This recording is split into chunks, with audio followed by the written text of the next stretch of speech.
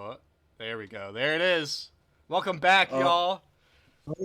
We are live. That's right. That's right. I did it this time, bro. Damn it! You beat me to it. Well, you can say the Okay. other thing. We have another thing that you Well, say. welcome. Oh yeah. The other thing, the long-awaited but never outdated episode trace. That's three in Puerto Rican episode So of true. Peeter'S Peeps podcast, y'all. This is episode How are we 3. feeling?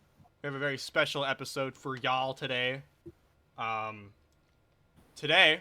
Before we get, Uh, I just wanted to say, I'm I'm thankful that Cody Rhodes lost. I'm thankful that Brock Lesnar I was gonna say beat the that shit. too.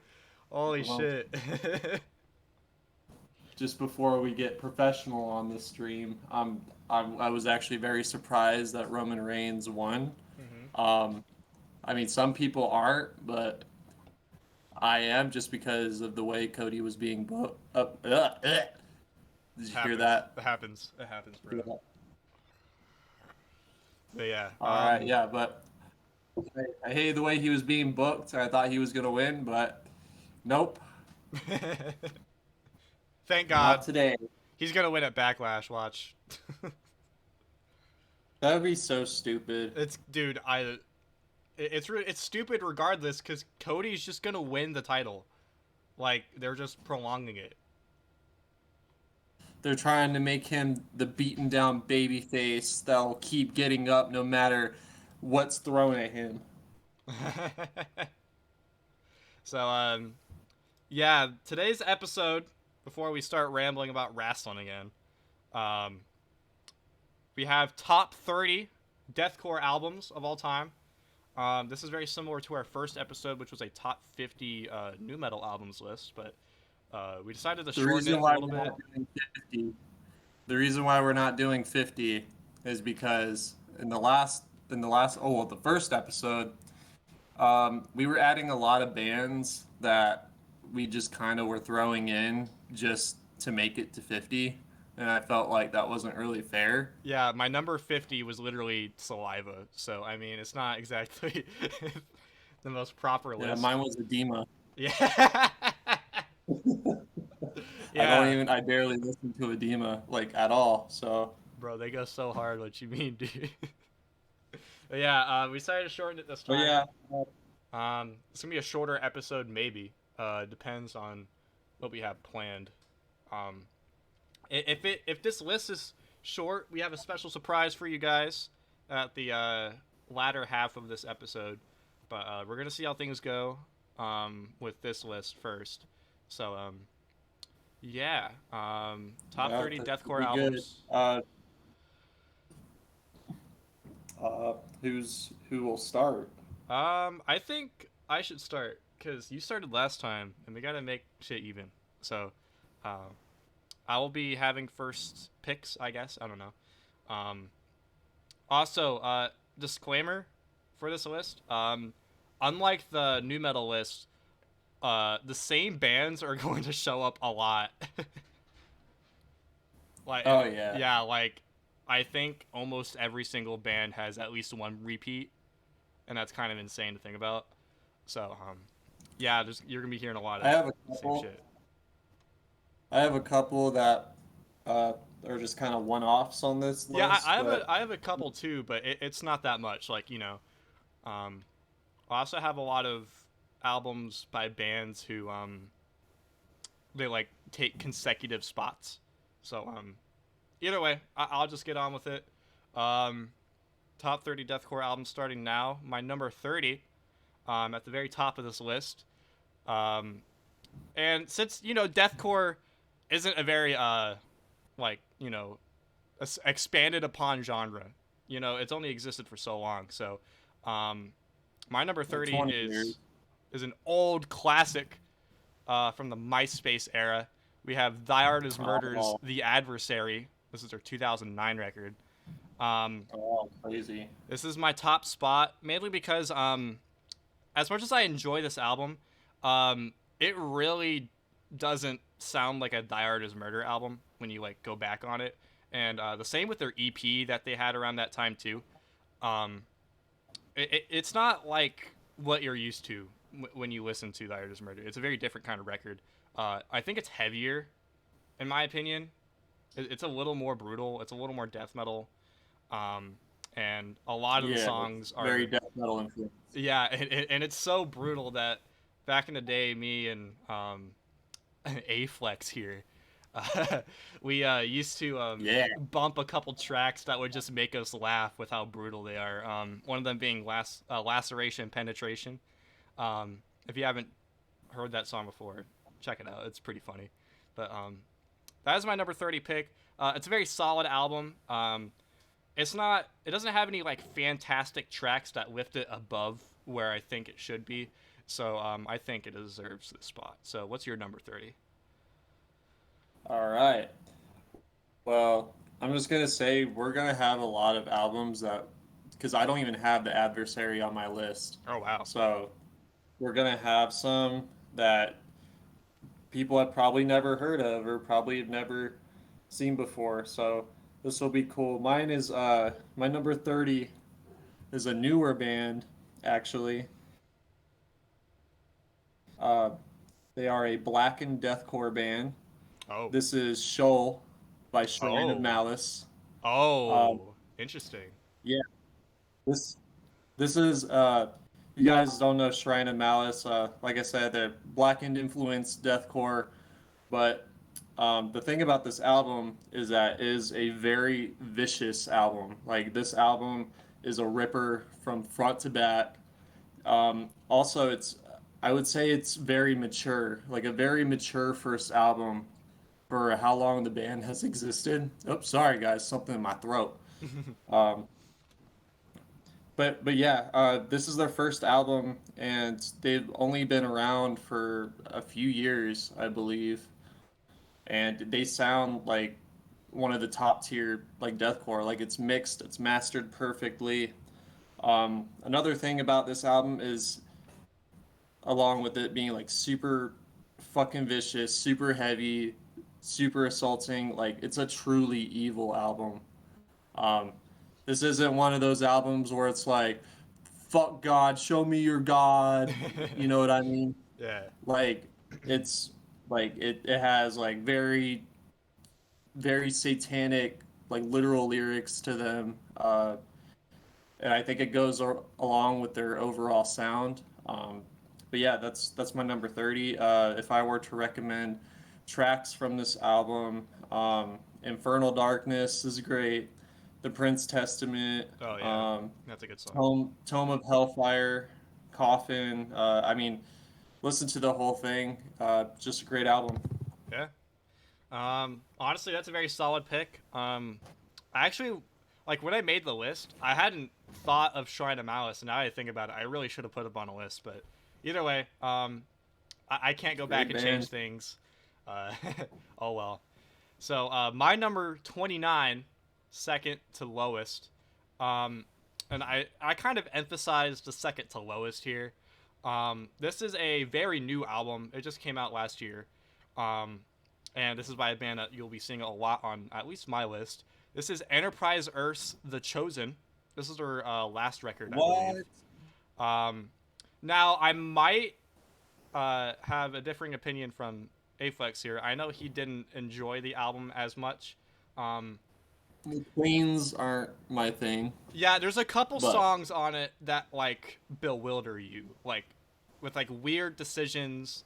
But overall, I think the album is solid enough to where like you can still enjoy it. It's not like one of those albums where it's just kind of like mid. There's a lot of great moments on this album. There's a lot of really heavy tracks still, which that's really what Enterprise Earth is good at. Um, and I really do mean that because their newer stuff that they have with the new singer, it's like radio rock. It's like uh, yeah, there's a couple songs that they put out, or at least one of them that's just straight up garbage. So this is kind of like their last bastion of anything like good that I've seen. Um, but yeah, this is the one that they made right before Dan, their old lead singer, left the band. Um, and it's kind of a untapped potential kind of album, but it's still good enough to where it deserves like a really lower end on this list. So that's why I put it at number 29. If I were to recommend a song, it would be "They Have No Honor." That's probably one of the highlights of the album and the main track that I would go to. So that's my number 29 pick. All right. Nice. I guess I'll go to my 29. It's not that I hate that album. It's just compared to their last one, which Oh I'll yeah. get to on Oh this yeah, one. we're both gonna get to that. Uh, Trust me. You already know me. So. yeah, it's for me it was kind of a step down, but I mean we'll see. We'll get there. hmm Um, my number 29. This is a very overlooked album Ooh.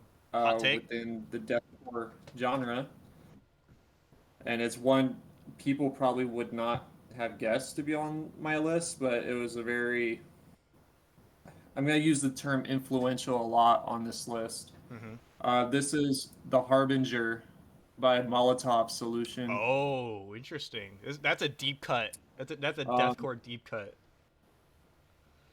yeah, like not a lot of people know about Molotov Solution. Well, I guess like more newer fans don't know, hmm but if you've been listening since like kind of the late 2000s, you probably know them. This was probably you can consider one of the first albums of like the modern deathcore sound. Um, like this wasn't really this was a step up from the MySpace era, where Right. MySpace era was just very death Breakdown, chug metal. chug, scream. Like it's very formulaic. So I definitely know what you mean. Um, yeah. Yeah, it's definitely like that. It's very overlooked. There's some great tracks on it. It's very experimental. It's got some riffs that really go hard. The only thing I think that kind of holds it back is the production. The production isn't too great. Um, it's just a little. It's not as explosive as you'd like it to be. Right. It has But for what it is, it has that kind of yeah, old deathcore sound where it's the modern sound, but it has that old production because it's still from that era. So that's like all they kind of knew how to mix and stuff. So um, yeah, I don't have that album on this list. It was actually I was considering it, believe it or not, um, but it just oh, didn't make it. I'd say it's like an honorable mention.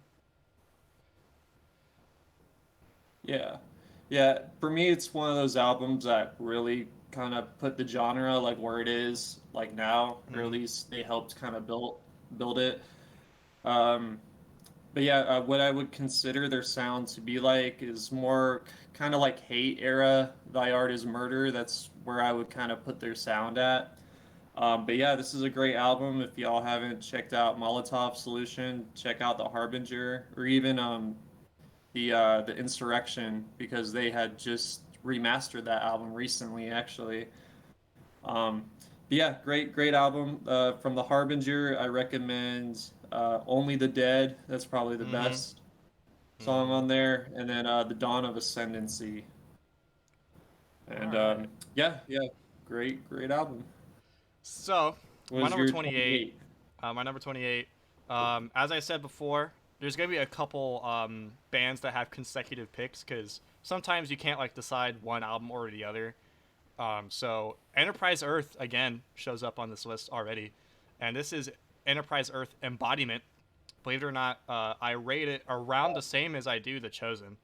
Um, this is an album that I don't know. I feel like I overplayed it. This is an album I used to bump a lot back in the day, like a few years ago.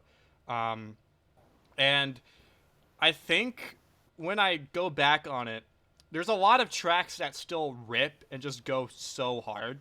But when you listen to the whole thing, it has that kind of the chosen like kind of flair where there's like weird stuff going on that kind of bewilder you, and there's a couple of tracks that just kind of falter off at least compared to the rest of the album.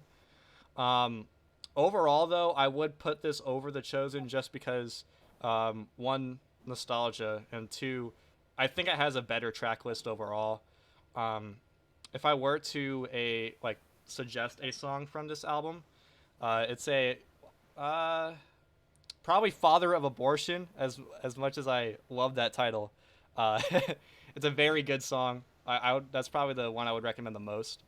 But overall, I think it's not very similar to The Chosen. I think it doesn't have that kind of um, symphonic kind of flair to it. Experimentation. Yeah, it's not as experimental. It's just more of a full-on deathcore album, like underground deathcore album. So, um, if you want just a solid album from that late 2010s kind of underground deathcore sound, then honestly, I do recommend it.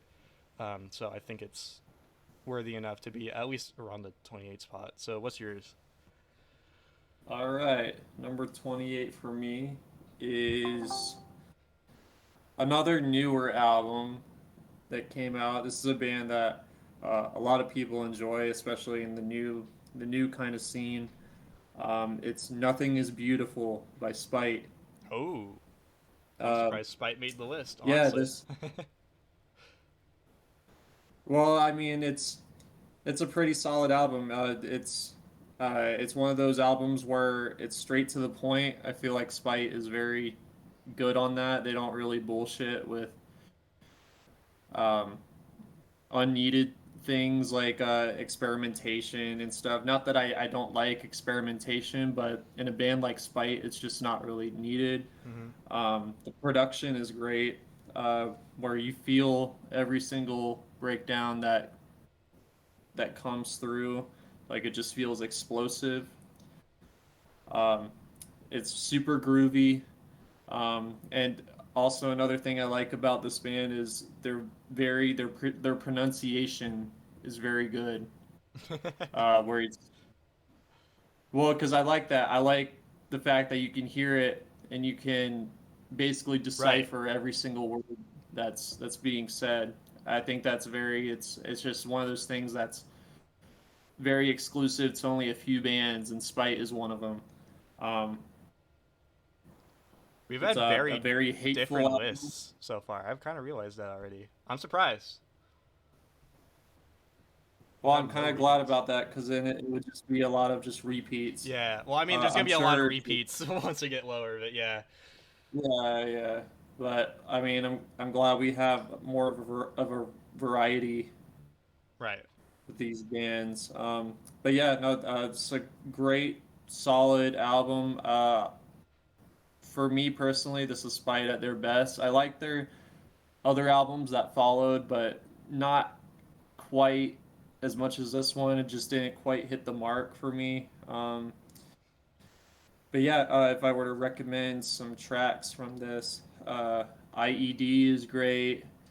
Despise is great. Trying to think of some other ones. I know I'm Kill or Be missing Killed. some. Kill or Be Killed's a really good Oh yeah, song. that's a good one. That's a good one. Um, but yeah, that's it for number 28.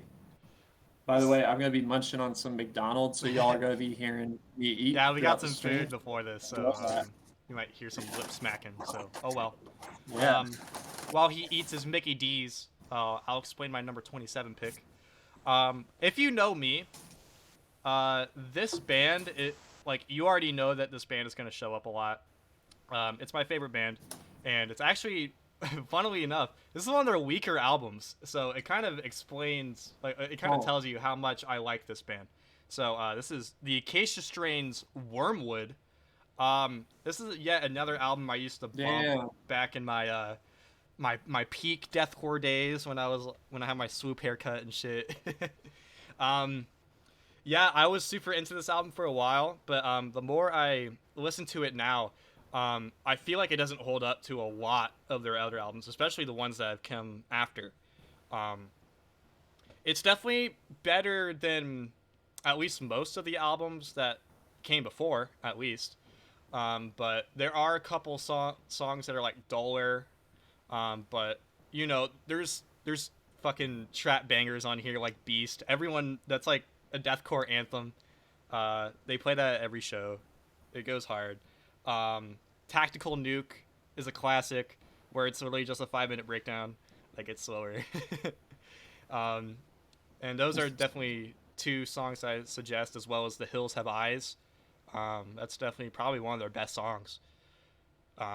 But yeah, honestly, the fact that this is one of their weaker albums, but it ends up this low on the list still, um, it means you're really going to see them later. So um, that's my number 27 pick. It's I'm still not a gonna very lie. solid album. What's up? So I'm not gonna lie. I have this album way higher on the Oh, list, interesting. Okay. like way higher. Well, we like So variety, so there so yeah.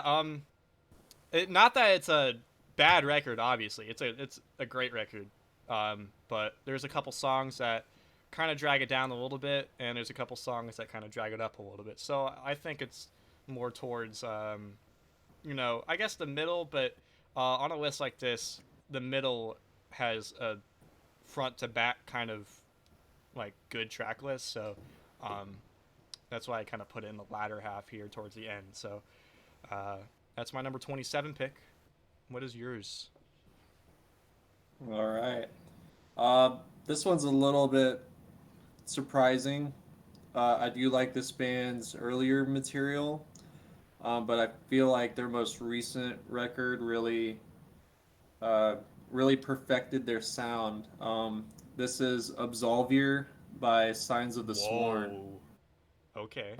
Um, yeah, I put this on here because when this album came out, I really I really didn't know too much of it. I didn't know if it was really, anything great, but I recently went back and listened to it, and it's a very diverse album. Mm-hmm. I feel like this is Signs of the Swarm, like at their peak.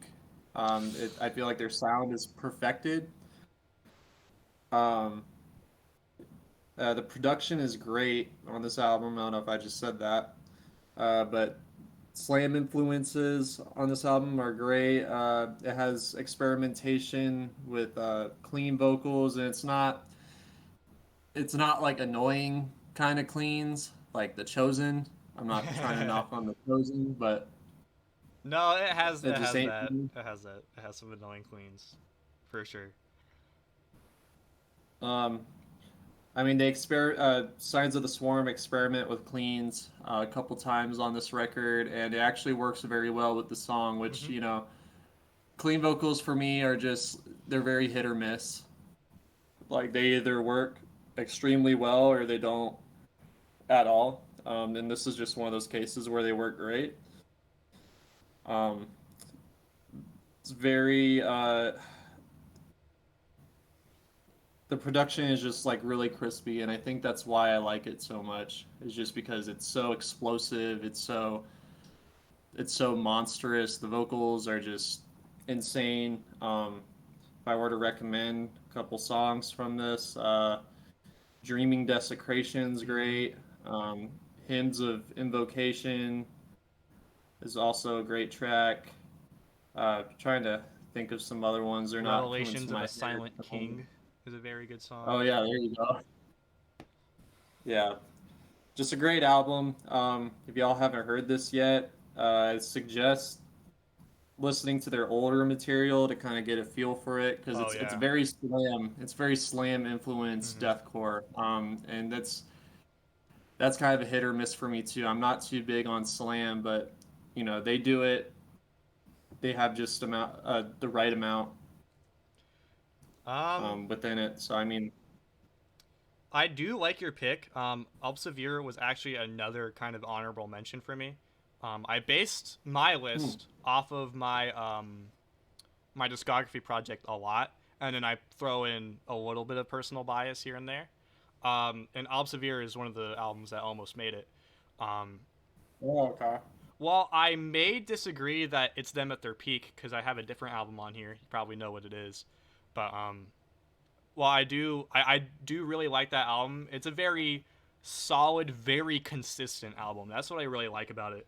Um, Yeah, it's very consistent. yeah, it's a front to back kind of album where everything is good. There's not like a single song that like is mediocre or anything like that. There's every single song is good.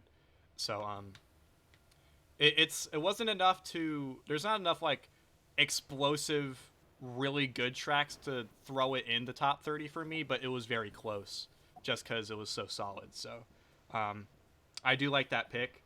I'm honestly surprised because I never even heard that you were fucking with the album. So that's a cool pick. It's relatively new. Right. Yeah.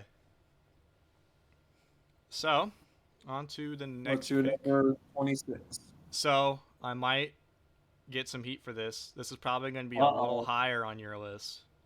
Um, but again, I based this off my discography project.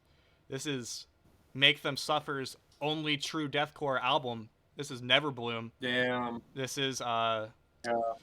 it's a really good album, but there are moments that drop like it's not like there's bad songs. There's not even average songs. I think every song is good to a degree. Um, but when you look Some back on it, songs it's a like very people. influential album. That's what uh, lures people in. You know, it's like the first real black and deathcore album that put it on the map. And weirdly enough, it's from a band that only did it for one album. Um, it's really Yeah. interesting when you look at it. Um, there's a lot of trap bangers on here.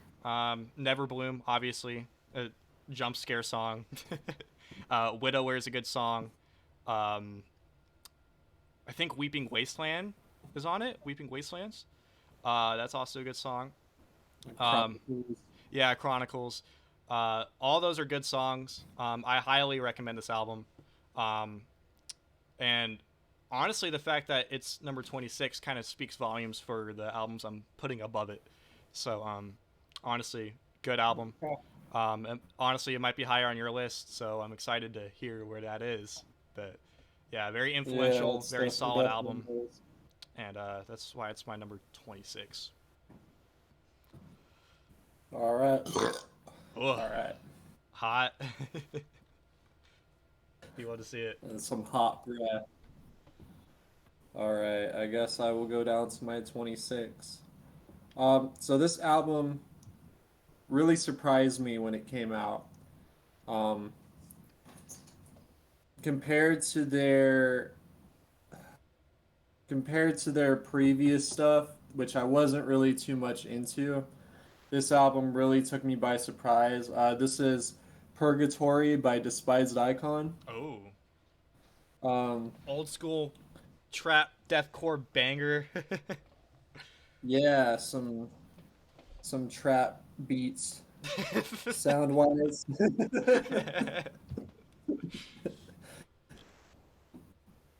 Sound wise, this is probably their best for me.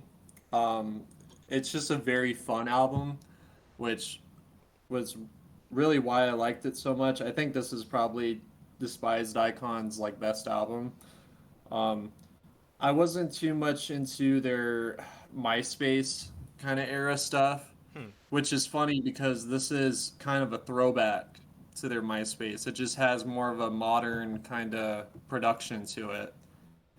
But it's a very simple album. It's super chuggy. It's super riffy. Uh, it's it's just one of those albums where every single song um, just has something fun about it. It'll get you off your feet. Off your Um, feet. yeah, it's one of those albums. And yeah, it's and all in all, it's just super solid. This is just the only album I feel like I really enjoy from them. Not that their older stuff is like bad, but it just doesn't really do much for me besides like a few.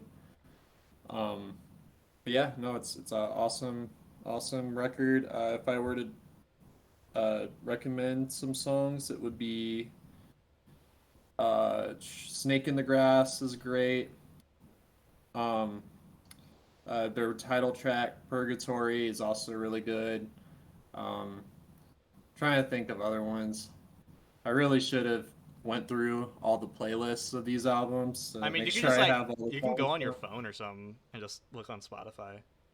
I mean, it's not that big of a deal. I mean, Yeah.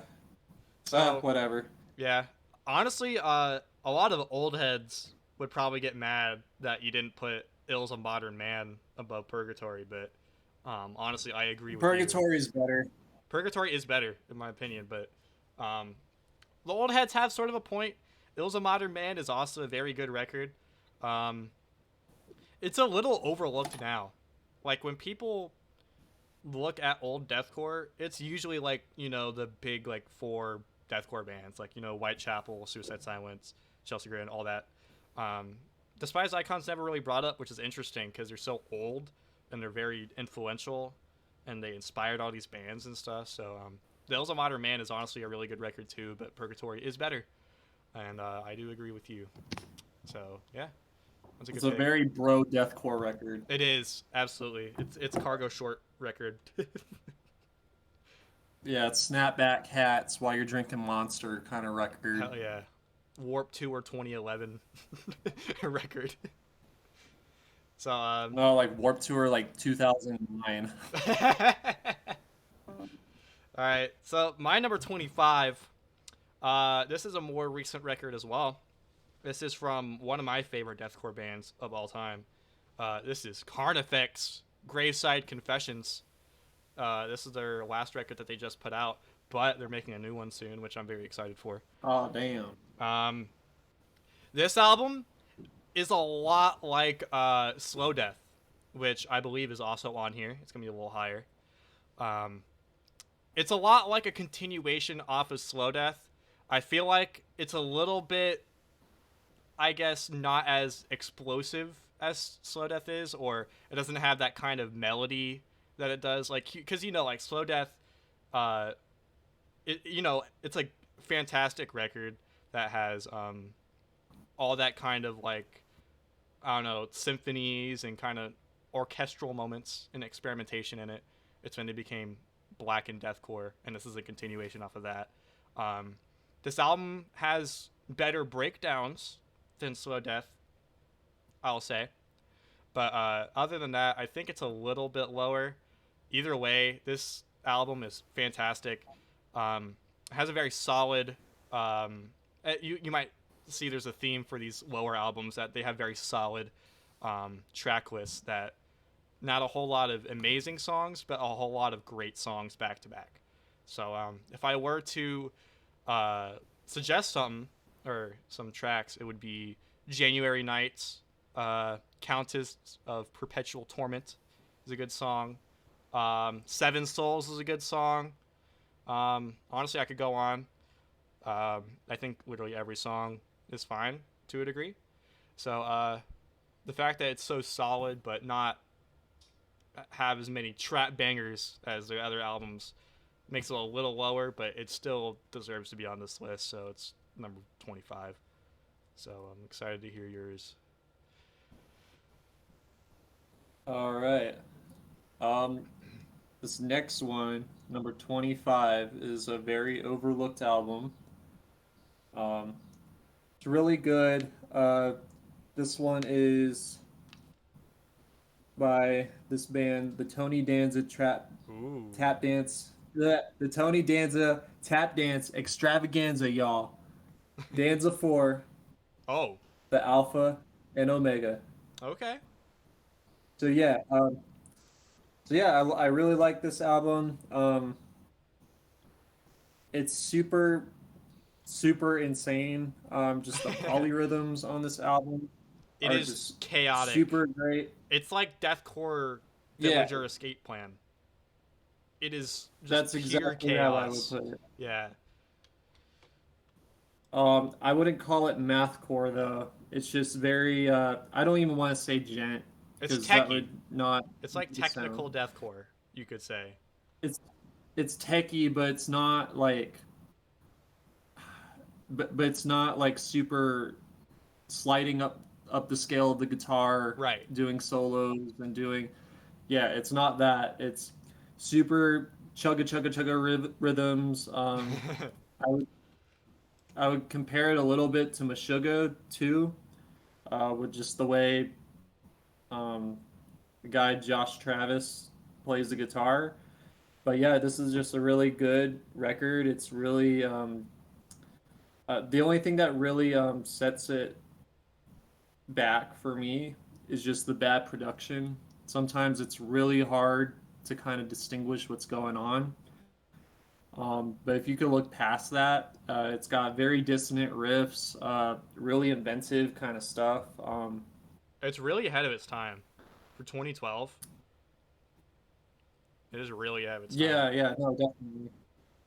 And even their previous albums are really great too. But I feel like this one is them at like their, I don't want to call it their best, but their most sonically like revised, and it's really good. The only thing I wish is that it was more remastered and more accessible to my ears.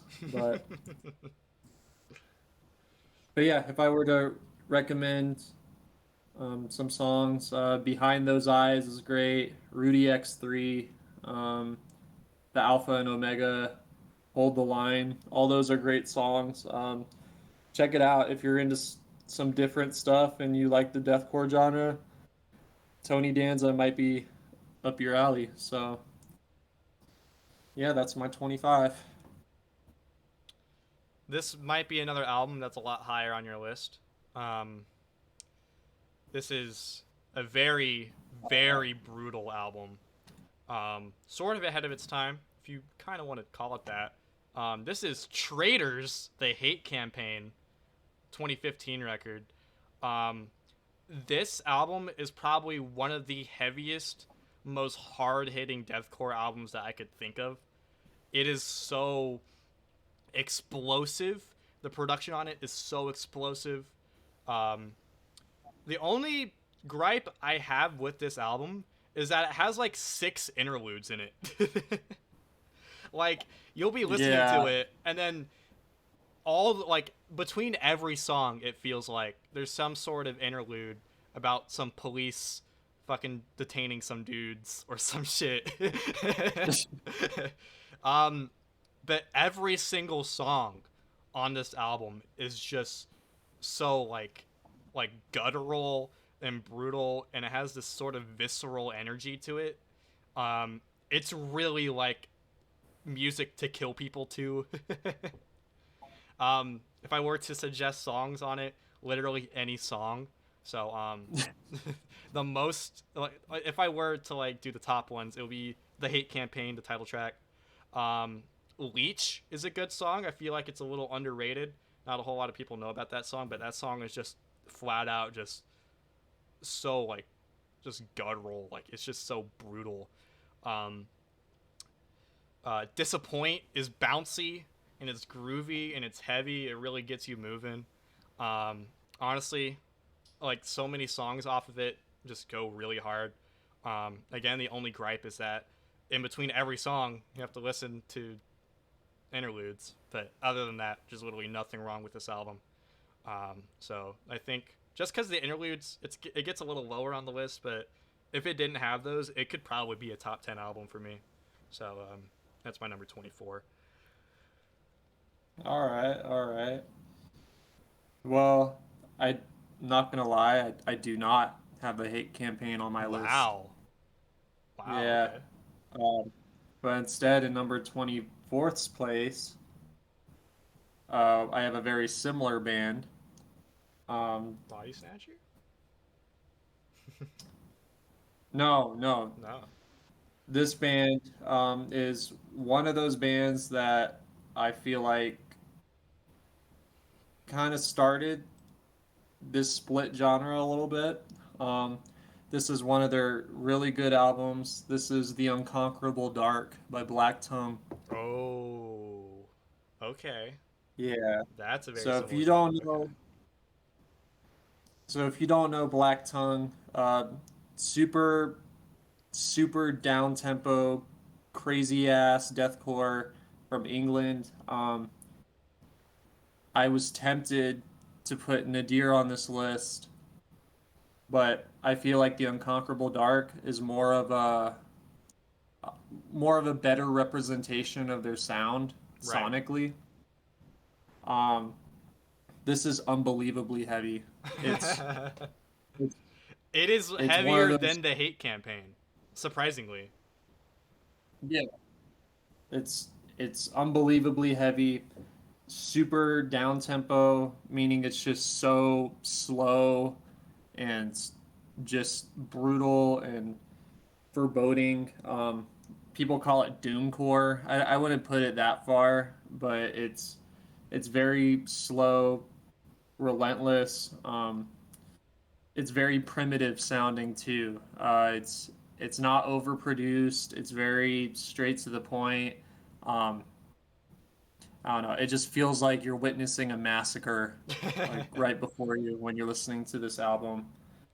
Um, and it's one of those where you can listen to it all the way through and just not really get bored. It's just It's every track constant. has something. Yeah.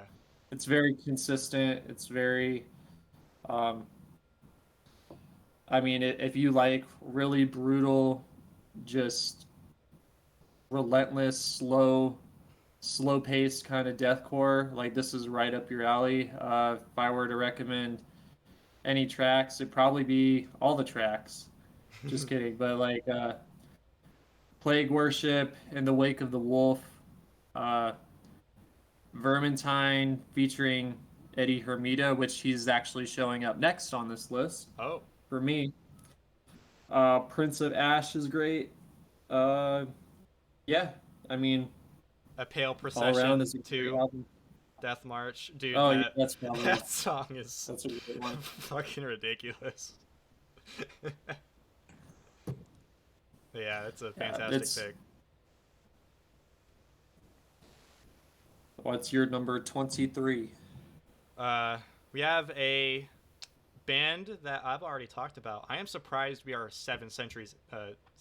Sorry, 7 entries in, and we haven't had a Seven repeat between Centuries. the two of us. Um, this is the Acacia Strain. Yet again, just one of their lesser good albums in my opinion. This is Grave Bloom, their 2017 record. Um, Weird, huh?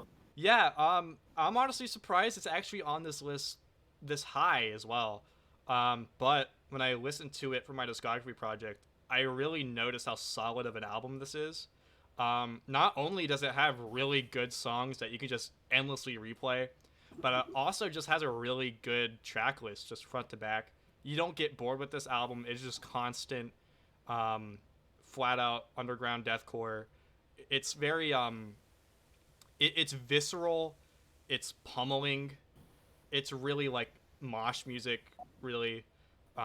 It's also the kind of period where they started doing a little more doom metal kind of deathcore stuff, but um, that wouldn't be realized until the EP after, or the album after, I think, which is In Comes in Waves, which is not on this list, unfortunately. Um, but Great Bloom is a very good representation of that sound from that era for Acacia Strain. Um, the only thing holding it back is that, again, uh, as solid as the track list is, there's only a few songs that really stand out among the album that you can just keep playing.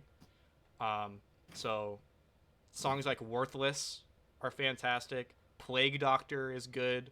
Cold Gloom is good. Um, Honestly, those songs are great. Calloused Mouth is a good song. Um, Honestly, I really do recommend this album. Um, I more recommend the first half of this album, I'll admit, than the second. But it's still a very good record and worthy of my 23 pick. So, what's yours? All right. Well, as I said previously, um, I told you Eddie Hermida is going to be on this next pick. This is a very influential record to a lot of bands actually within this genre. Very old school record, though I wouldn't say this is MySpace era because it doesn't have that sound.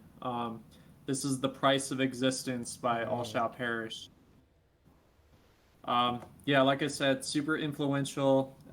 In my opinion, this is probably Eddie Hermida at his best vocally. I know some people might say like, "Oh, well, what about Suicide Silence?" There are times in Suicide Silence where I just feel like his vocals are just way too grating, and that he's trying way too hard to be like Mitch. I'm not trying to be mean, um, but on this album, I feel like this is him just being himself rather than trying to like replicate what's been done in Suicide Silence. He has really clear delivery. This is just a classic album, front to back. Um, It I is would old school. compare this album. It's very old school. Very riffy. It's not like a chugga chugga kind of album from the MySpace era. It's a little more mellow death influenced. Um, yeah, if I were to recommend some songs from this, "There's No Business to Be Done on a Dead Planet." That's good. "Wage Slaves" is a classic. That's a get the fuck up Yeah, song. it's a trap banger. Uh, yeah. Uh, what else? "The Last Relapse," which is the last song, is almost kind of weirdly like a ballad. Yeah, Um, with the yeah, piano it's sections. a good song though. It's a really good song. Yeah, it's really good. I'm not the biggest All Shall Perish fan, but there are some great tracks on each of their albums, and "The Price of Existence" is probably among the best, if not the best.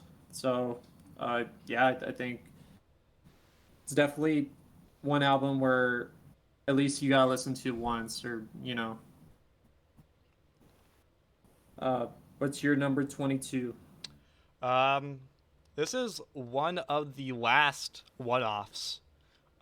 And this might be a little surprising to you actually that it's on the list. My number 22 is Rings of Saturn, Lugal Kien, their That's 2014 record. crazy. Yeah, Considering you, that's crazy. yeah, I don't. All right, I'll be honest with y'all. I'm not the biggest Rings of Saturn fan.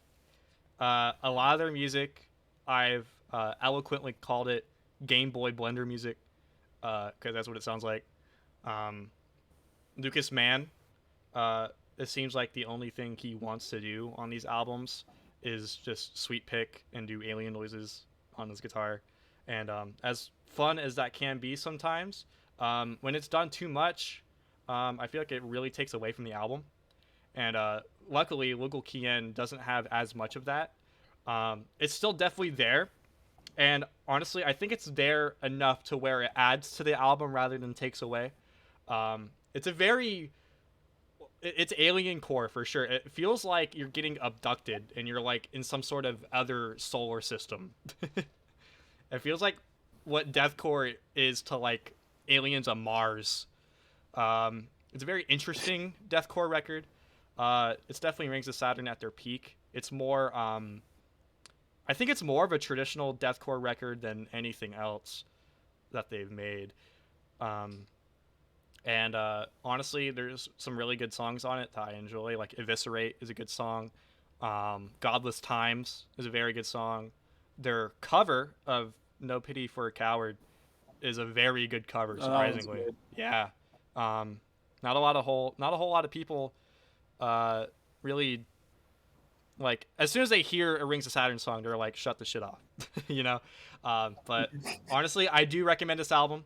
Um, and it has a really good track list overall, and it has really good songs on it, especially for Rings of Saturn. So this is definitely the one of the last one-offs on here because there's no more Rings of Saturn on here. Trust me. Um, All and right.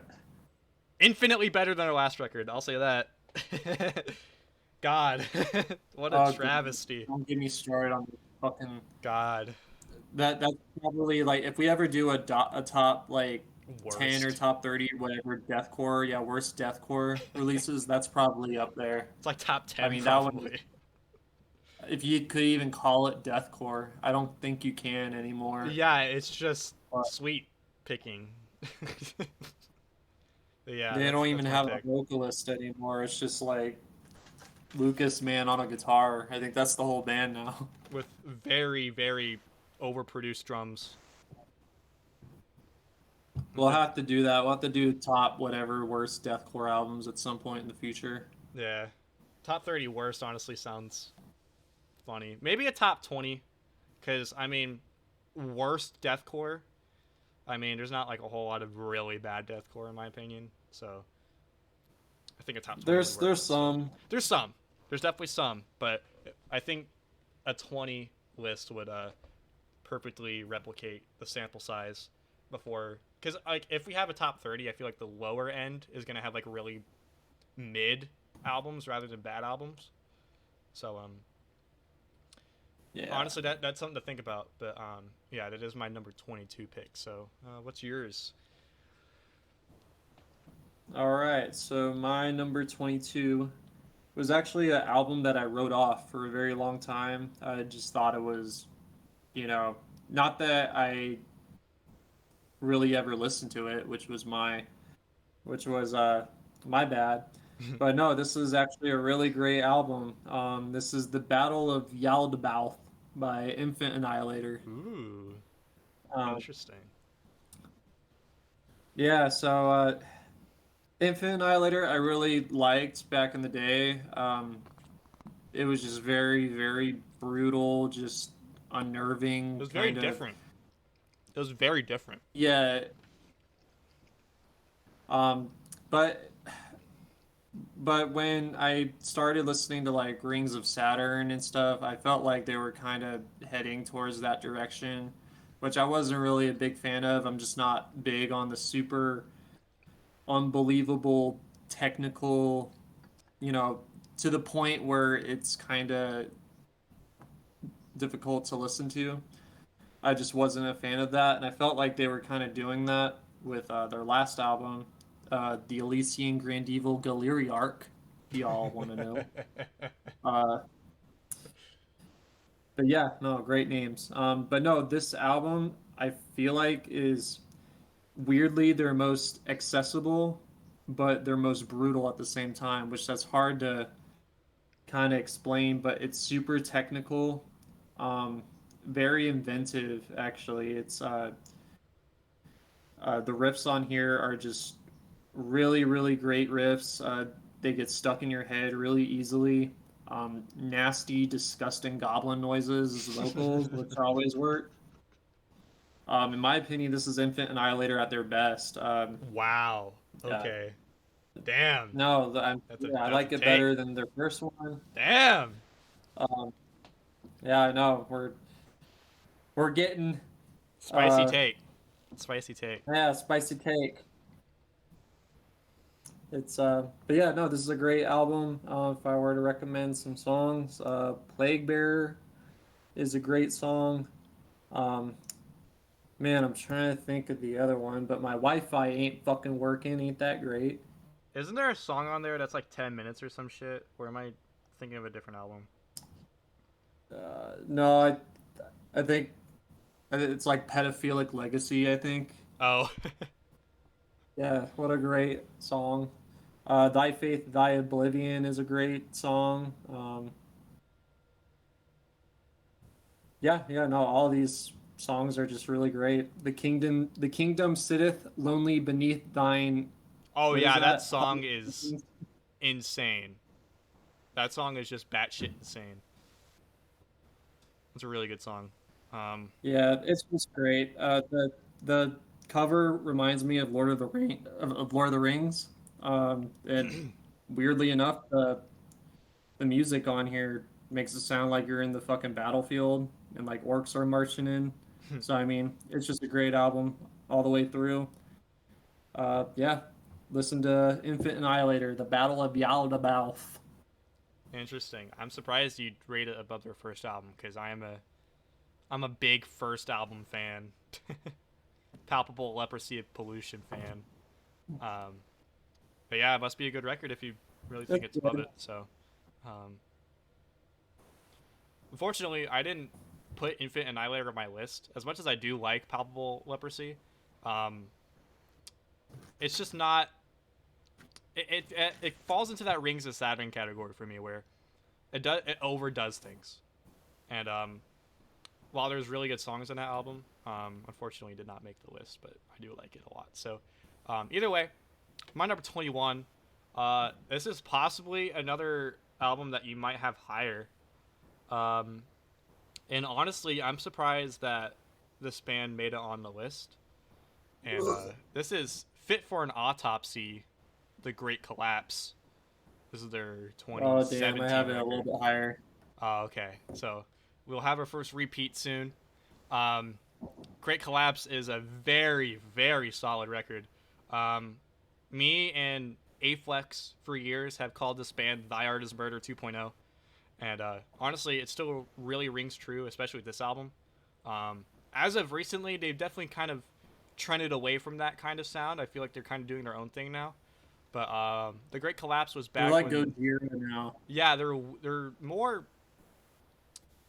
I don't want to say melodic. It's weird to describe them now, but um, honestly, Yeah. this album is fantastic.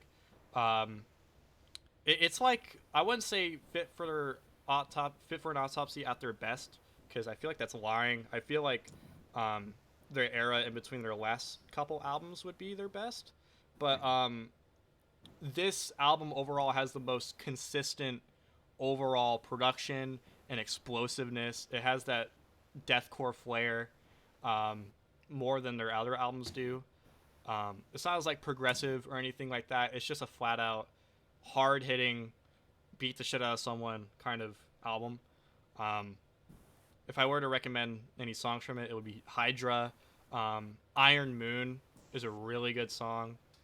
I think Black Mammoth is off this album too, which is a good song. Um, those are the Yeah. ones that come off the top of my head. Um, Very solid record.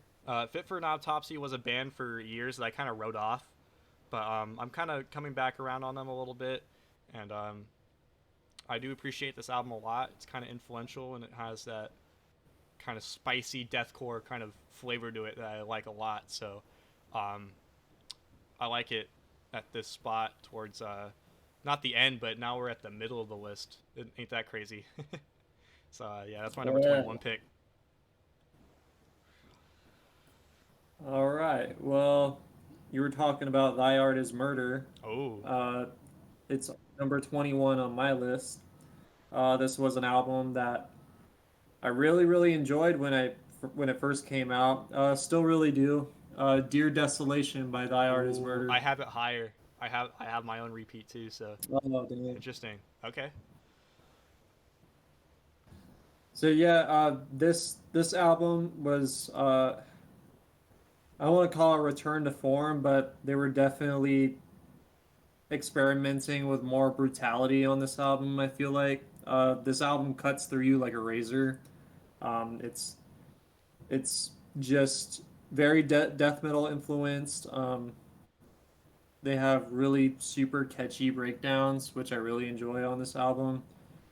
Songs like "Dear Desolation," I mean, just the drop on that is just so good. Mm-hmm. Um, Songs like "Slaves Beyond Death," which is honestly like super catchy.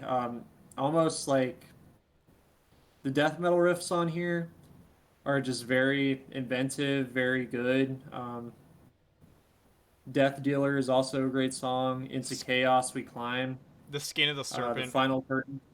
Skin of the Serpent has a Yeah, no, really it's fucking cool another intro. one. It gets you moving. And I want to call it, it's definitely a landmark record. I feel like this is probably Thy Art, like at their peak, where I feel like their last album was just very formulaic. It kind of took a lot from Dear Desolation and just kind of recycled it. Even some stuff off of Hate, which will be, you know, Oh, that's gonna be even lower more for further down this both of list. us. So yeah. Uh, Yeah. But yeah, no, if y'all haven't listened to this record, I feel like it's just a must, especially if you're the I Art is Murder fan or just a deathcore fan in general. Um, but yeah, I think CJ is vocally at his best here too. mhm. So that's a plus, and that's my 21. All right. So I I'm cheating a little bit with this pick, and it's not because it's not the genre, Uh-oh. because it's absolutely the genre. I'm cheating because it's an EP rather than an album. This is the only EP on the list, so don't worry, it's not gonna interfere with anything. I just like this EP enough to where I kind of want to put it on the list regardless. It's a very popular record. It's fine. Okay, okay. It's a very popular record. Um, and I feel like most people who know this band know this record anyway. Um, and honestly, this might be a surprise to you. This is Chelsea Grin's Evolve from 2012. Oh wow. Yeah. At the very beginning, when I was first getting into deathcore because of Aflex over here, we both kind of wrote this release off. I mean, there was a couple songs that we would listen to here and there, but we definitely wrote it off.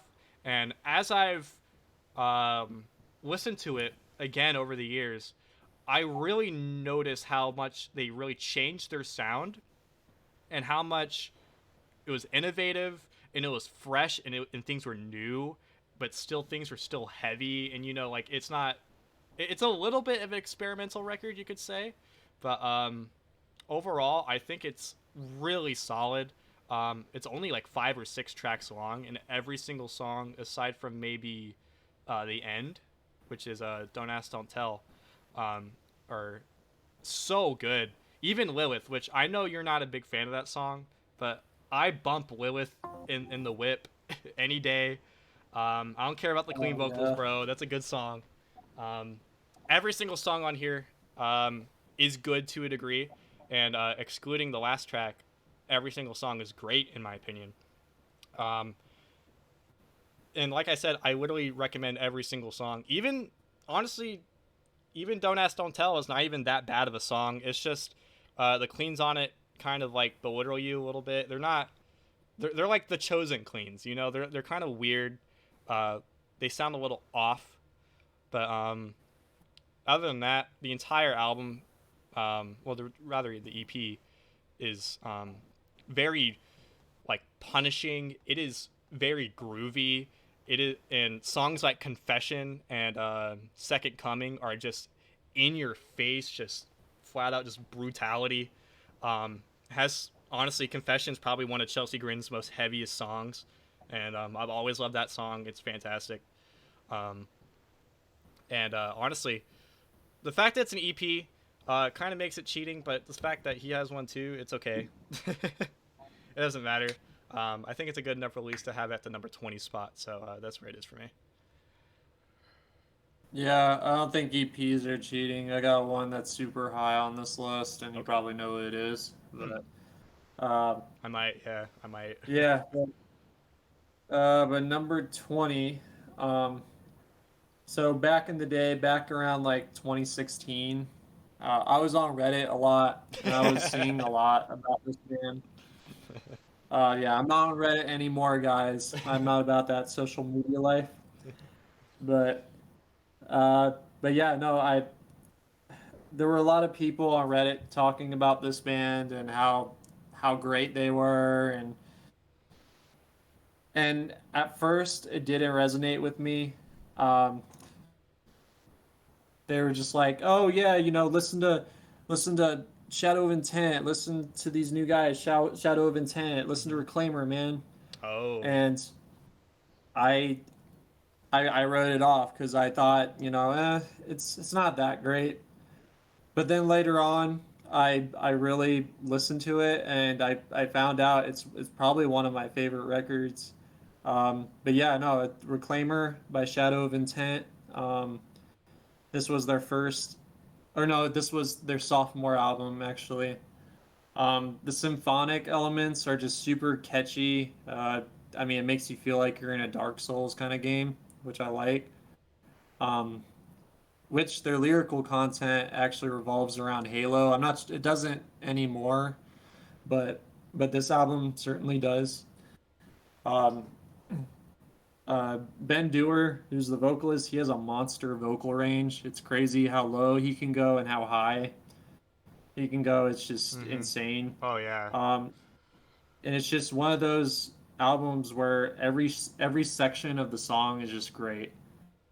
Like there's just something to every song that you can enjoy, whether it's like, you know, the brutal, punishing fucking breakdowns, or they're even like their experimentation with cleans, which aren't bad at all. They're actually really, really good. They got some really good features on here too. The Prophet's Beckoning featuring Tom Barber. That's another great song. Um, and it's just awesome. If I could name any songs to recommend, I mean, if you haven't checked out Shadow of Intent already, um, which I'll add, all of their stuff is great. I feel like they haven't really They've never really fell released off. a bad album. Yeah, they never really fell No, they off. haven't. And in fact, their new single is great too. But yeah, if I were to recommend any kind of songs, The Prophet's Beckoning is great. The Horror Within has has great fucking cleans in it. Has a great breakdown. The Heretic Prevails. That was probably the first song I really got into them. Um, it's all really good. So that's my number 20. I regret to inform you that we are an hour in, so we gotta speed things up a slight bit. It's insane. I know we love talking about deathcore. It's funny, but my number 19. This is one of those classic deathcore bands. This is actually one of the. I think this is their sophomore record. Yeah. Um, MySpace era. 240p YouTube music video era. Uh, Oh yeah. yeah. This is Whitechapel's "This Is Exile" from 2008. Um, when Oh I dang. when I first got into deathcore, this was yet another album that I didn't write it off. I've always enjoyed this record to an extent, but when I was doing my discography project and I rated this album, I think it was last year. Um, I really noticed how like good this album is. Um, they have a significant drop off in overall heaviness from their album before, the Somatic Defilement, but that's just because that album is just really heavy in general. It's probably one of the heaviest from that era. Um, this has more of a reformed, revised kind of sound. Production's a lot better. Um, the structuring of songs is better, and this actually might um, bewilder you a little bit. Whitechapel is my final one-off. This is the best Whitechapel album in my opinion. Um, this is Oh my wow. favorite. This is my favorite. It has that nice blend of really old school deathcore, as well as it's a little influential too. Like there's like stuff that sounds like it's ahead of its time. Um, if I were to recommend a couple songs, it would be Exalt, which is an instrumental, but honestly, it's really, really, really catchy. This is Exile, the title track, trap banger. Everyone knows that song. It's like one of the classics. Um, of Legions is a very good song too, and yeah, honestly, that album is just really good. And honestly, I'm surprised it got so high on the list, but I am all for it. So that's my number 19. All right. Well, my number 19, we have our first double. Oh, So, yep. Fit for an Autopsy, The Great Collapse. You, all you right. already covered it. Yeah. So I won't go too much into it. It's just headbang breakdown riffs the entire album. In my opinion, this is probably the best Fit for an Autopsy album. Yeah, I agree. Um, and and every track just has something. It just has a breakdown that really hooks you in. But yeah, I'm not gonna go too much into it since you already did that. Hmm. So what's your number 18? My number 18, luckily, is not a repeat. However, it is a band that you've already mentioned. This is Signs of the Swarm, the disfigurement of existence. Their Oh, okay. 2017 record, 2018, around that era. Um, this is the first Signs of the Swarm album that we really got into, and another album that, upon reviewing for the discography project, I noticed how solid it is. Literally, every single song on this album is great. and it's just so it's very slam influenced, as you said, but this album even more so.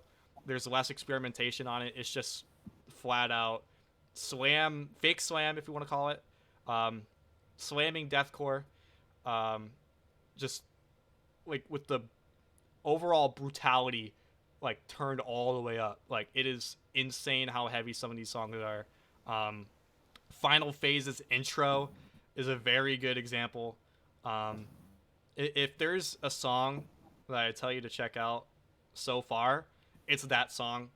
Um, Final Phase is great. Failed Breed is a very visceral track that really gets your blood boiling. Um, Cesspool of Ignorance is classic. It is such a good song. Um, Honestly, the first half of that album is just honestly flawless. And even then, the second half still doesn't even have any songs that are dull at all. Every single song is great. So that's my number 18 pick. What's your 18? All right. Hold up. Just texting the lady for a sec. Texting the wife. Yeah, texting wifey.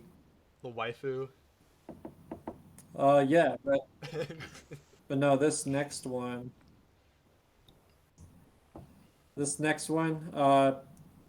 I might catch a little heat this actually for how low this is on the list or whatever. This is in my top 10, but I do believe this is probably the best Oceano album. Oh. Uh Um, oh. Ascendance Uh oh. is number 18 for me. I'll say it's a little higher for me. Yeah, I'll say that. Ascendance. Uh, this I feel like is where Oceano really found their sound. Um, if you look at their previous records Oh back God. in the day, uh, it was very, it was just your typical generic kind of MySpace kind of deathcore. Very There was chug. really nothing. Very chug Yeah, like core. if you go back on Depths, a lot of the songs just kind of mesh together, Oh yeah. and not that that's necessarily a bad album. There's definitely some songs that really carry that album, but this one I feel like is just just so good. I feel like the breakdowns are just some of the most disgusting you'll ever hear in an Mhm. album. As excellent mix. Uh, it's not really as muddy as some of their previous stuff. And yeah, Adam Warren's a great vocalist. It's just one of those albums where you can put on and just make a disgusting face throughout the entire song because of how just sonically butchering it is. Right. It's just all around just a great album. Even the intro, like Nephilim, is just an amazing intro. Um, Hearing that live was really awesome. And you know what? Even like some of their later ones, like I like Revelation too, their last album, which I'm hoping they make a new one soon. They're making one But very yeah, soon, no, luckily. So, just you wait. yeah, which that's great. But yeah, no, that's great. Ascendance by Oceano. If I were to pick some songs, the intro Nephilim is really good. The Dolce Incident is a great song. Transient Gateways is also a really butchering song. Trying to think of some other ones because I know some. Dawn Um, of Descent. yeah, Dawn of Descent. That's Yeah. probably a great one. Um, Dead Planet is also really good. Just give this album a listen to. I definitely think it's Oceano at their best. Some may disagree, but you can make your own list and Yeah, make your dispute own list in that. the So comments. Fake your top 30 in the comments below and we're going to read it. yeah, no, I'll read it. Like and But yeah, subscribe. no. Hit that Oh bell. yeah, we never really do that. Like and subscribe now. 1 hour into the podcast. All right, but yeah, that's a really good All pick. right. Interestingly, my pick for number 17 is also Oceano, but it is Oceano Oh, Revelations. This is their last album. Um, oh, dang. Revelations kind of a lot like Graveside Confessions by Carnifex. It kind of rolls off where Ascendant started, and it kind of just takes it from there. Um, in my opinion, there is a drop off as well, just like those two albums, but it's not that significant, honestly.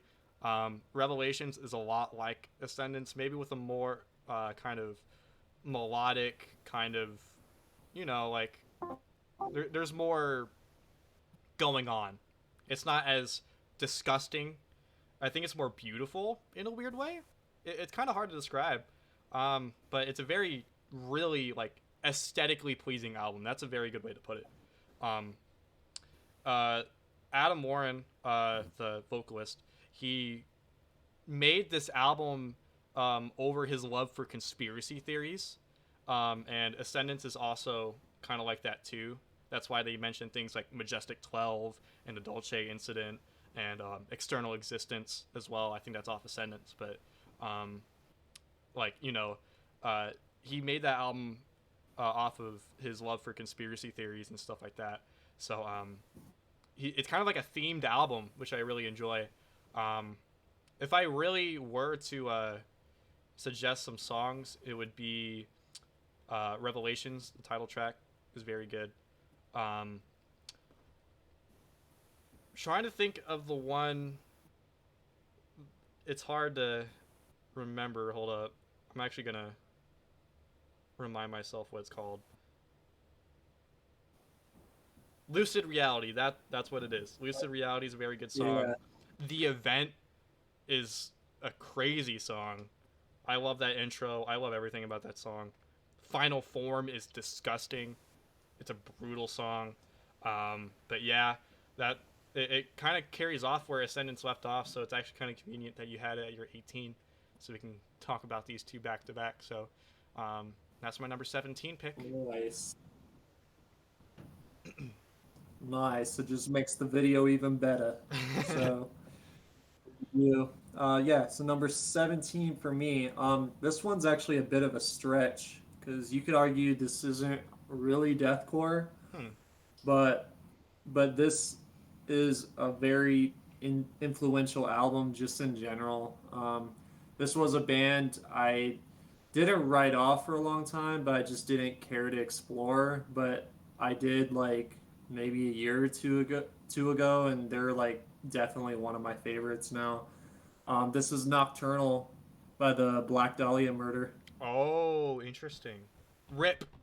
Um, We gotta say rip. yeah, Rip. Trevor Rip Strnad. Travis Strnad, yeah. Yeah. Um, Great vocalist, definitely one of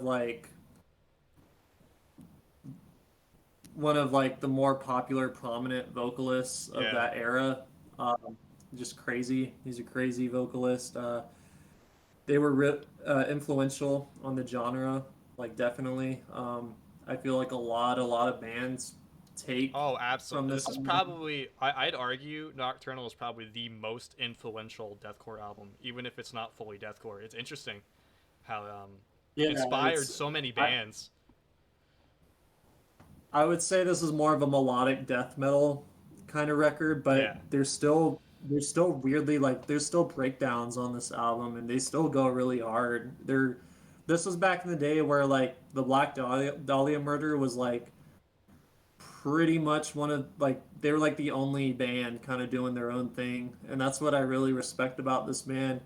Um, uh, they also have really killer song titles in this album. They have ones that are like inspired by like Castlevania, like "What a Horrible Night to Have a Curse," which I Hmm. think is awesome. Um, yeah, and this is also an album that grows on you. Like the more you listen to it, the more you just catch a feel for it, and it's just overall, it's just one of those um, just great albums. The only thing that kind of holds it back for me, which is not really like anything that holds it back, it's just the fact that you can't really call this like a true deathcore record. That's why I only have it at 17, but it's probably like top two or top three like most influential Oh yeah. of this genre. Like when this was released, which was 2007. But yeah, no, it's killer. If I were to recommend any songs, "What a Horrible Night to Have a Curse," obviously, "Death Mask Divine" is awesome. Man, "I Worship Only What You Bleed." That's a great song. Um, yeah, no, listen to the Black Dahlia Murder. I feel like it's a must if you're into this genre. They're definitely a band that you'll just keep coming back to. They're different. They're So, very fresh, especially for that time period. oh yeah, Had their time. very con- Um, Rip, Trevor. Never forget. Um, you know what's interesting? This album, my number 16, features Trevor Sternad on it, and this might be maybe a little premature. It's a very recent album. This is oh Chelsea maybe Grin's yeah, "Suffer in Heaven," number 16. I know. really. Yeah. As soon as I heard this record and rated it, I knew it was something very special. I fucking love this album, and it was so out of nowhere too, because in my opinion, "Suffer in Hell," the other part, not It's nearly very as meh. good. I wouldn't say it's meh. I think it's still decent. I think it's still a good record, but it's not anywhere near "Suffer in Heaven." Weirdly enough, but this is the newest album on my list, I believe. It just came out. It is insane. It is very heavy. It's also very fresh. Um, it doesn't really continue off their sound from their one before, which is Uh, interesting. They Eternal Nightmare. yeah. They didn't really continue off of that sound. They kind of like switched it up a little bit. They still sort of sound like Lorna Shore a little bit, just because Tom Barber's the one running things around there. But not that that's a bad thing. It literally sounds like if you mixed new Chelsea Grin with like Flesh Coffin. I love that fucking. I love that album. Um, Flesh Coffin's probably going to be an album that you're going to be seeing a lot of soon. By the way, um, I know it's one of Pretty his. soon. Yeah, pretty soon. Um, Suffer in Heaven, front to back, is fantastic. It's a very solid, very consistent record. Um, if I were to recommend any songs from it, "Sing to the Grave" would be one of them. "Soul Slave," that's another one that comes off the top of my head. "Leave with Us," that song is fucking chaos, and I love it. Um, those three Yorm the tracks. Giant. Oh yeah, oh yeah, that song is it's different. And they do different things. It's a little bit experimental, and it has just enough to where I really enjoy it. So it's such a solid album, and because of that, it's like towards the middle of the list for me. It's not one of my favorites or anything, but it's one of my favorite Chelsea Grin albums. I think it might be number two actually, and yeah, very solid record, and I was very surprised, very pleasantly surprised when it was dropped. So that's my number 16. All right. Well, you're gonna be surprised with my number 16. This album, I feel like, is this band's like perfected sound. I was bumping this album a lot when it came out like years ago. I still kind of do. This is "Slow Death" by Carnifex. Oh, that's low.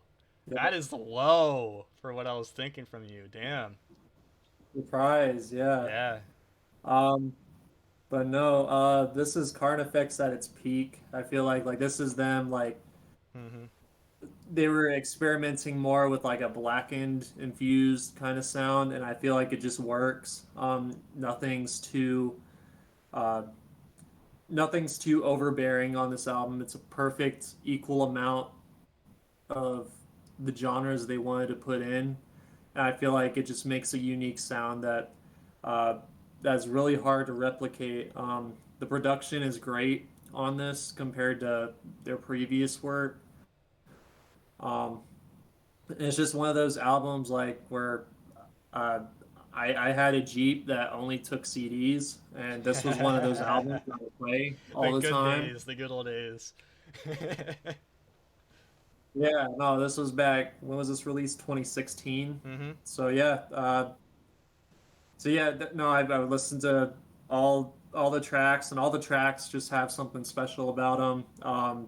There's more blackened element tracks if you're into that. There's more like brooding death metal tracks, like Necrotoxic or songs like that. Or there's like just straight up breakdown, fucking chugga chugga songs like 6 Feet Closer to Hell is one song I can name from that. This is a Um, weird adjective to call this album, but for some reason I get like sexual vibes from a couple of the songs. Sexual Yeah, vibes, like why? when I don't know, but when like songs like I don't know, uh, Countess of the Crescent Moon and that intro pops up, I'm like, it's like I'm getting in the mood, bro. It's like, it's Oh like yeah, God, okay. it's like bad goth bitch heading to the bed kind of music, you know. um, Well, damn. Well, you heard that right here. Slow Death is Viagra for yeah, Viagra Elias. Deathcore album. But yeah, Yeah. no, this is a great song. Or no, not great song. A great record. Uh, it's definitely probably. I mean, it's not influential, but I feel like this is them probably at their best. I like some of the albums that have come after, namely Graveside Confessions, but nothing could really replicate that, in my opinion. If I were to recommend some tracks, Drown Me in Blood, 6 Feet Closer to Hell is a great song. Countess of the Crescent Moon. Yeah, Necrotoxic. There's a, which one? Which one am I thinking of? There's a really good instrumental Oh, in the song too. Like, I yeah, I'm actually having a hard time thinking about it too. oh Oh, yeah, Life Fades to a Funeral. That's what it is. oh yeah, What that's an a song. awesome fucking title. Yeah, but yeah, no, Carnifex is just a great band. I Dark might talk Heart about them once more in Ceremony. this list. Yeah. Oh yeah, it's a good song too. Literally every song, bro. All right, It's higher on my what's list, so. your number 15? My number 15, unfortunately, it's a repeat. Um, you talked about Dear Desolation, and that is my number 15. The reason Oh why I have damn. it a little higher is because I actually have it around the same realm as I have Hate, which will be coming up very shortly. Has that same sort of sound, has that same sort of era. I know Holy War was in between those two albums, but they're kind of going for more of a traditional, like, kind of death metal, deathcore kind of sound with that album. And while I do still like that record, it's not on the list. It is very solid, but it is not Dear Desolation. Um, Dear Desolation, front to back, is insane. Literally every single song you can just bump in your car and you're just fucking having a great time. Um, and honestly, I won't dwell on it because he already did. So I'm excited to hear your 15. I want you to list your 15 real quick, and then while you explain it, I need to go let Maggie out. So I'll go do that. So, what's your 15?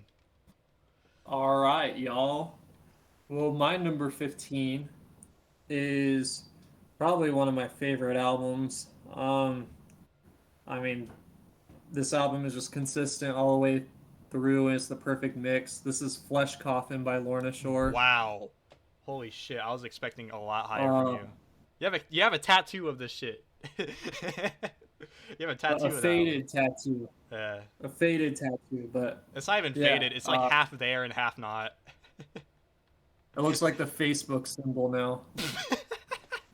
Uh, All right, yeah, you talk about Flesh yeah. Coffin while I let Maggie out real quick. All right. Well, I mean, a lot needs to be said about this album. I feel like this is a perfect blend of just deathcore and black metal. Like I feel like they were like probably the first band to really like perfect that sound. One thing I do like about this album is compared to their later works is that there's more guitar driven passages more than symphonic.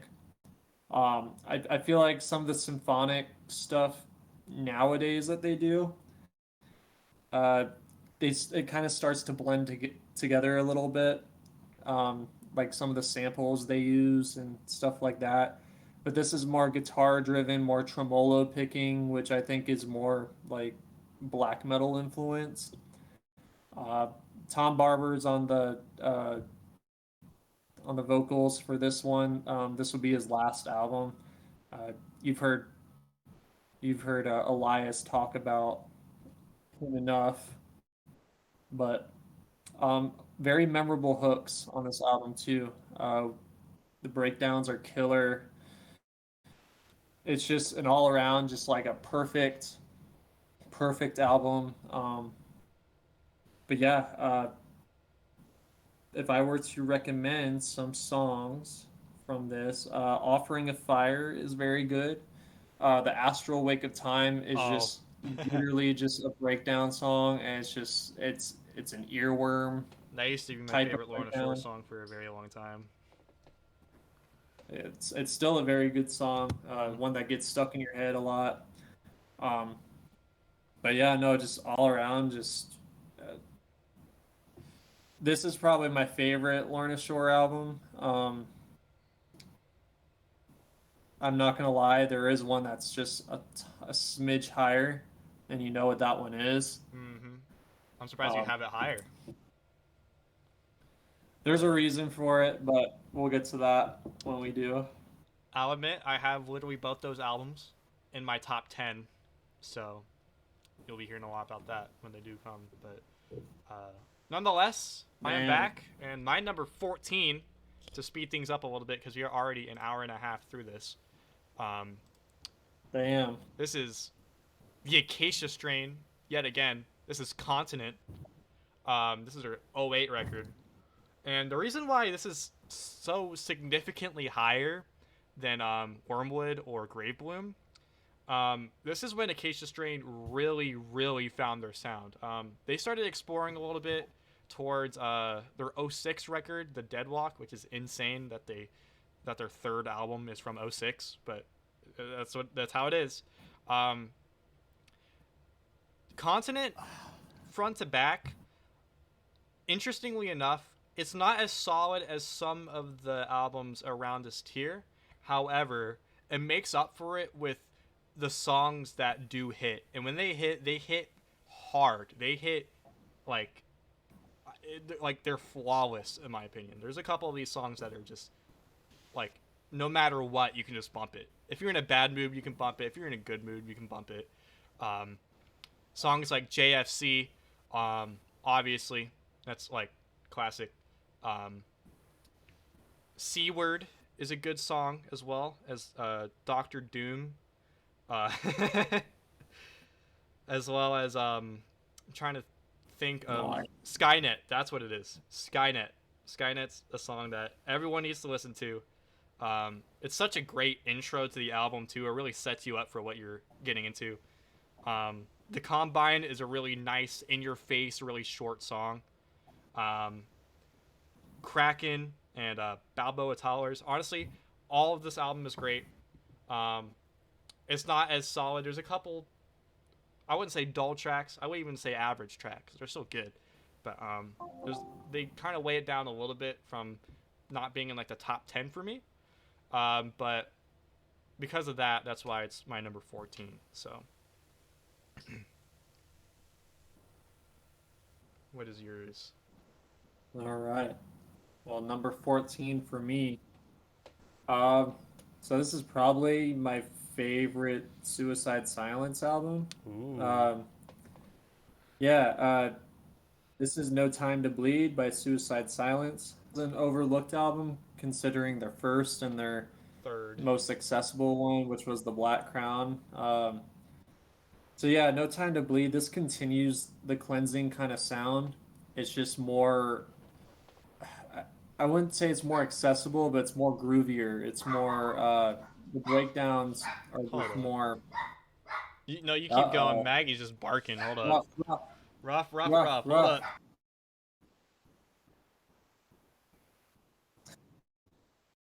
Yeah, this album has really inventive breakdowns and riffs that, just really surprise you when you really All right, we're good. listen to the songs. A lot of them are short and to the point, which I kind of like. I sometimes I don't like it when just really primitive, heavy stuff kind of goes on for too long. I feel like that just kind of defeats the point. But no, all these songs are just really good. There's some inventive ones too, like man, which one am I thinking of? And then she bled, maybe. Yeah. That's because it's literally just a breakdown being played over a tape of like a girl getting eaten by a chimp. Yeah. Um, It's fucking. which it's it's a pretty haunting kind of song, to Yeah. say the least. Um, but yeah, this is a lot of people will go to like the Black Crown and say like that's Mitch at his best vocals, but in my opinion, this is Mitch at his best. It's his most nasty vocals. Right. It's him as most refined. And yeah, this is just all around just a great album. If I were to recommend some songs, No Time to Bleed, the title track, Wake Up is a great song. Um, Smoke. Smoke is kind of an ear piercing song, but it's still really good. Oh, live it's even worse, dude. When they play Smoke Oh live, it God. is rough. But we were lucky that they didn't that night. All right, what's number 13 for you? Number 13 is a very interesting pick to me. This is yet another Carnifex record. Um, this album, when I first rated it on my discography project, I actually rated really low. And by low, I mean like 60. I think I got a 60 when I first rated it, which is very low for a deathcore Oh album. damn. But as time has gone on and I've listened to it more and more, for some reason, all of a sudden, things just clicked. And now I fucking love this album. It's one of my favorite Carnifex albums now. It's insane. And this is their first one, Dead in My Arms. This is their 2007 record. Oh, Um, and I I had that think, higher. honestly, like, it's such a fantastic record front to back. I wouldn't say it's very inventive or innovative, because it isn't. It's a very I guess you could say formulaic kind of deathcore album from that MySpace kind of era, but it does it in such a way where you don't really get bored throughout that whole album, and I must say I feel like a big part of the reason why I like it so much is because I saw Carnifex live with Aflex, and they played the entire album live, front to back, and that was fucking awesome, and it made me really like even though I loved that album before the concert, it made me love it even more, and that's why I have it so high.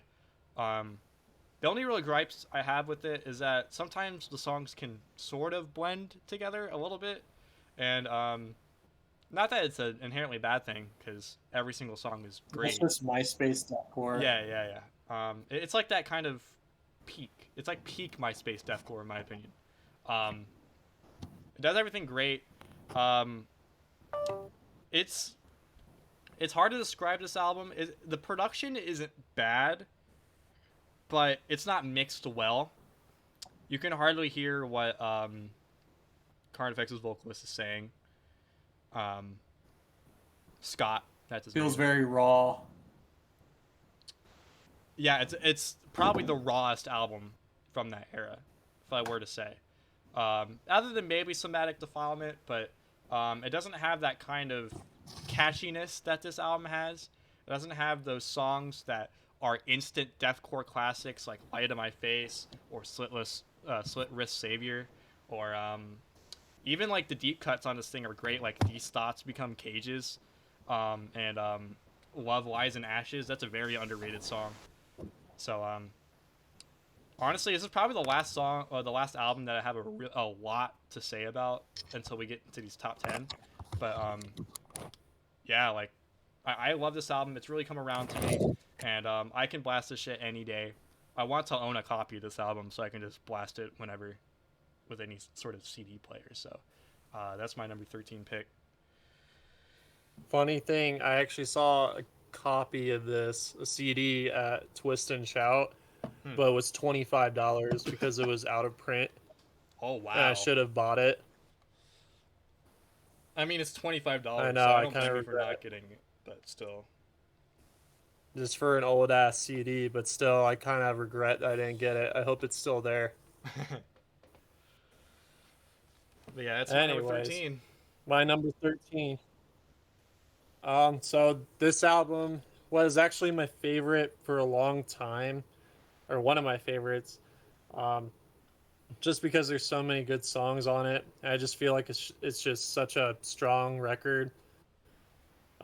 This is Coma Witch by the Acacia Strain. Ah, you already know how high that's going to be on my list. Yeah, my first Acacia Strain uh, choice. It's, the reason why I like it so much is just because there's such strong enunciation to it. Mm-hmm. It's a very spiteful record, which I really like. No pun intended. It's very lyrical, uh, meaning like it's just super in your face, like pissed off. I really like that, and the groovy breakdowns on here are just, they're so catchy, they're so innovative. And there's not really a bad song on here, to be honest. Every song has its own charm to it. I feel like this is probably one of the best Acacia Strain albums. But yeah, I feel like they play a lot of this stuff live. They definitely play the So I mean, the if you've seen them hits. live, They play the hits live, you know. yeah, I feel like a lot of hits come from this album, though. Yeah, it's like Wormwood and Coma Witch that all the hits come from. Yeah. Yeah. All right, what's your number 12? My number 12. You're probably gonna have this perhaps a little higher. This is a monumental deathcore album. This kind of changed the game when it was released back in 2012. This is Die Artist Murder's Hate. This is my Damn, I have favorite. that way higher. Yeah, this is my favorite Die Artist Murder album. The reason why it's not in the top 10, even though this album, I think, even from that era, has aged like fine wine, you can go back and just listen to any track and it still like holds up. There are a couple songs that weigh it down, in my opinion. I don't think it's a perfect record front to back. I feel like there's a couple songs that, whilst good, aren't enough to like put it in like the top 10, you know. But I still fucking love this album. I used to blast this shit all the time when I was first getting into deathcore. Reign of Darkness obviously comes to mind whenever you hear about this album, because that's like the song that was like the deathcore song for a while. It was so popular, it was everywhere. It's like the first real like post MySpace core album. Like It's the first modern deathcore album, I feel like. Yeah, it's like the first like major one at least, because like, you know, Yeah. Molotov Solution had that undercut one a little earlier, but this is like the first one that blew up that had that kind of sound to it, and it really changed everything. But yeah, this album is great. Obviously, I recommend Reign of Darkness. Purest Strain of Hate is a very good song as well. What is it, like Dead Sun that's on here? That's a very good song. Doom from Birth is one of my favorite Die Artist Murder songs of all time. It is just in your face throughout all of it. It's a mosh song. It gets the crowd pumped, you know. All the Aussies pumped. So, All yeah. the crowd killers. That's my number 12. All right. My number 12. So I'm not actually going to go too much into this just because of how recent this record is, but I mean, it's just, it has to be put on here just because I feel like it's just going to set the standard for years to come. This is Pain Remains by Mhm. Lorna Shore. Right. Um, I feel like this is just an album where a lot of artists are gonna take inspiration from like this point on. It has a very unique sound to it. Uh, the symphonic elements work on this album. The only reason why I ranked this a little bit higher than Flesh Coffin is just because the influence it's gonna have. But Flesh Coffin is still probably my favorite. Uh, just because I still like that sound a lot that they do on that album. Hmm. Um, Will is a beast on this record. Uh, I mean, the vocals are top notch.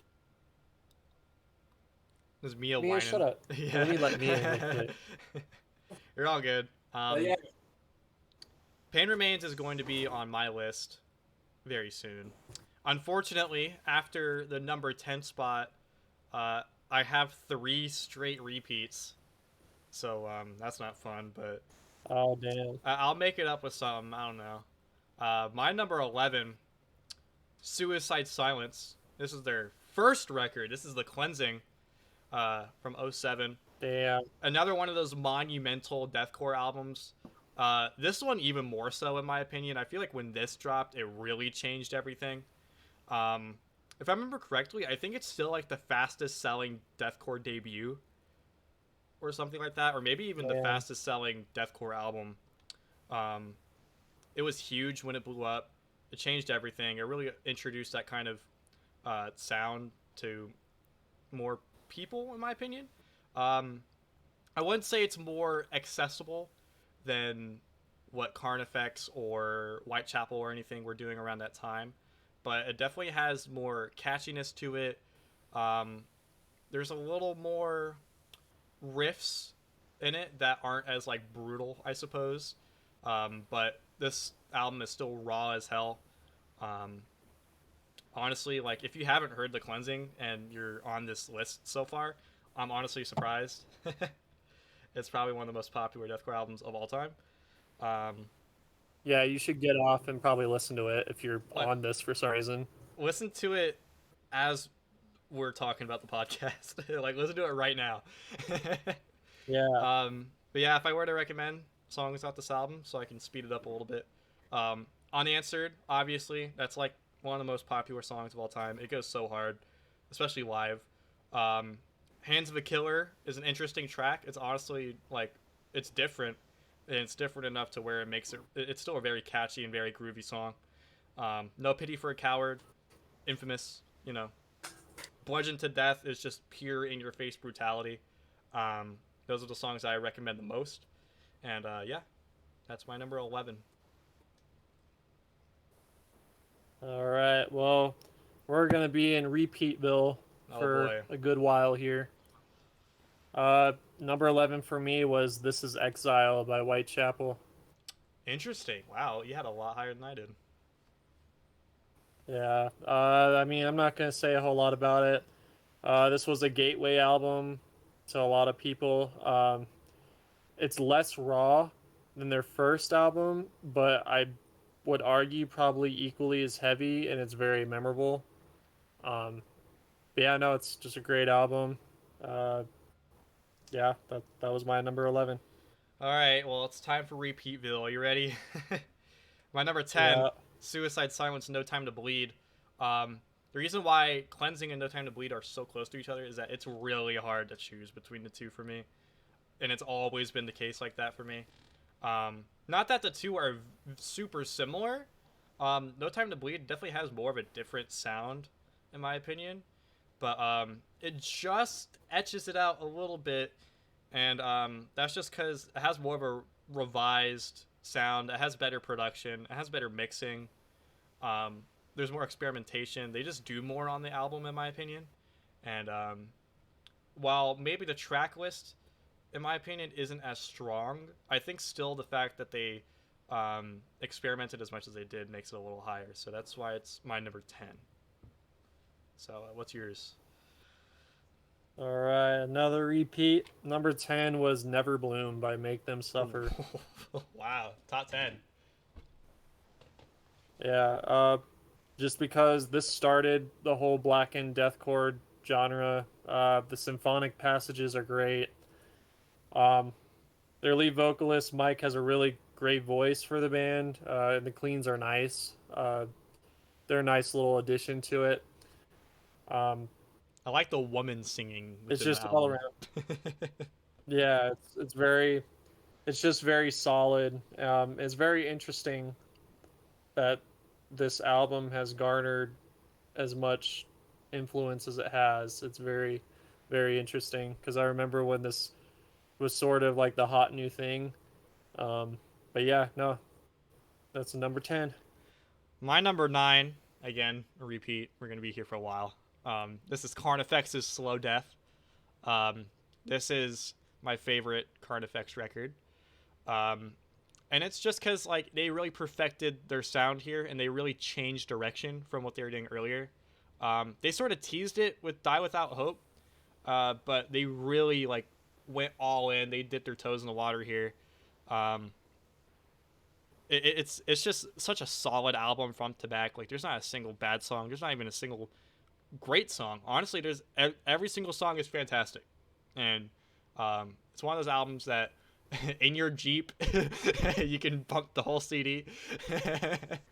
So yeah, Yeah, if you that's my own a number 9. Jeep, if you own a Jeep, just buy it and play it, I guess. So a 2006 Jeep. Jeep Core. So yeah, that's All my right. number 9. Um, so I got a few that haven't been mentioned yet. Number 9 for me. This album was really, really great when it came out. I just feel like it did everything right. This is Luciferous by Enterprise Earth. Okay, that's yet another repeat Uh, for me. Fuck. For me, this is modern deathcore, like done at its absolute best. Just the mixing's perfect. Um, the guitars, the guitar and vocals are just, they just sound so good together. Uh,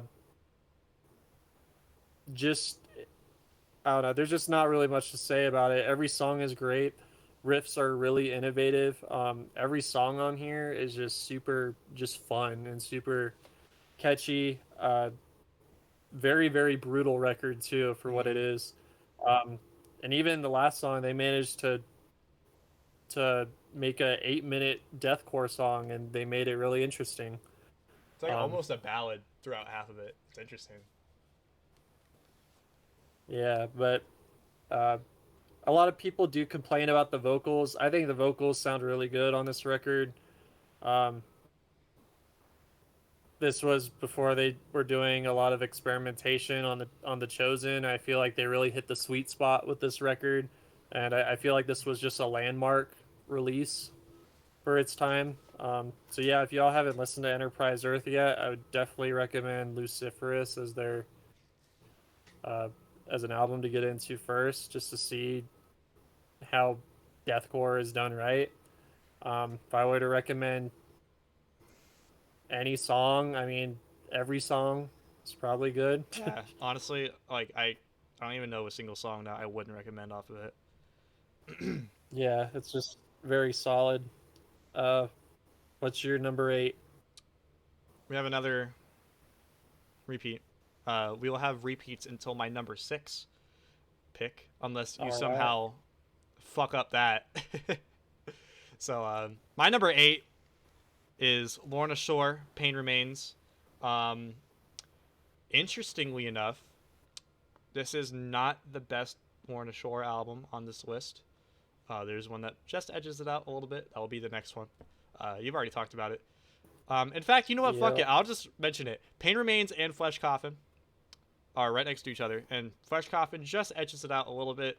And the only reason why, for me, I actually like the sound on Pain Remains more, but the only reason why Flesh Coffin is a little higher is because Pain Remains, when you listen to the whole 1 hour album, all the songs kind of blend together. When you really look at every song, you start to see sort of a formula that they use. It's like riff, bridge, chorus, and then like there's like a breakdown after the chorus. Like you start to notice it with every song, and when you start noticing things like that, I feel like it takes it away just a tiny bit. As much as I love this album's sound, that does take it away just a little bit. And Flesh Coffin overall has more of a I wouldn't say it's more unique, but it definitely has more things going on. It's a little bit more experimental. There's a little more genres being intertwined here.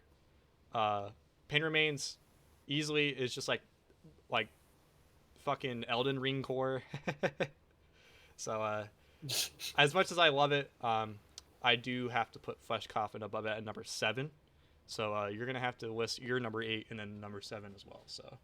All right. Well, actually, believe it or not, my 8 and 7 are not repeats. Yeah. Wow. Oh God, please don't ruin this for me, dude. Don't make the rest of my list. So number 8 for me.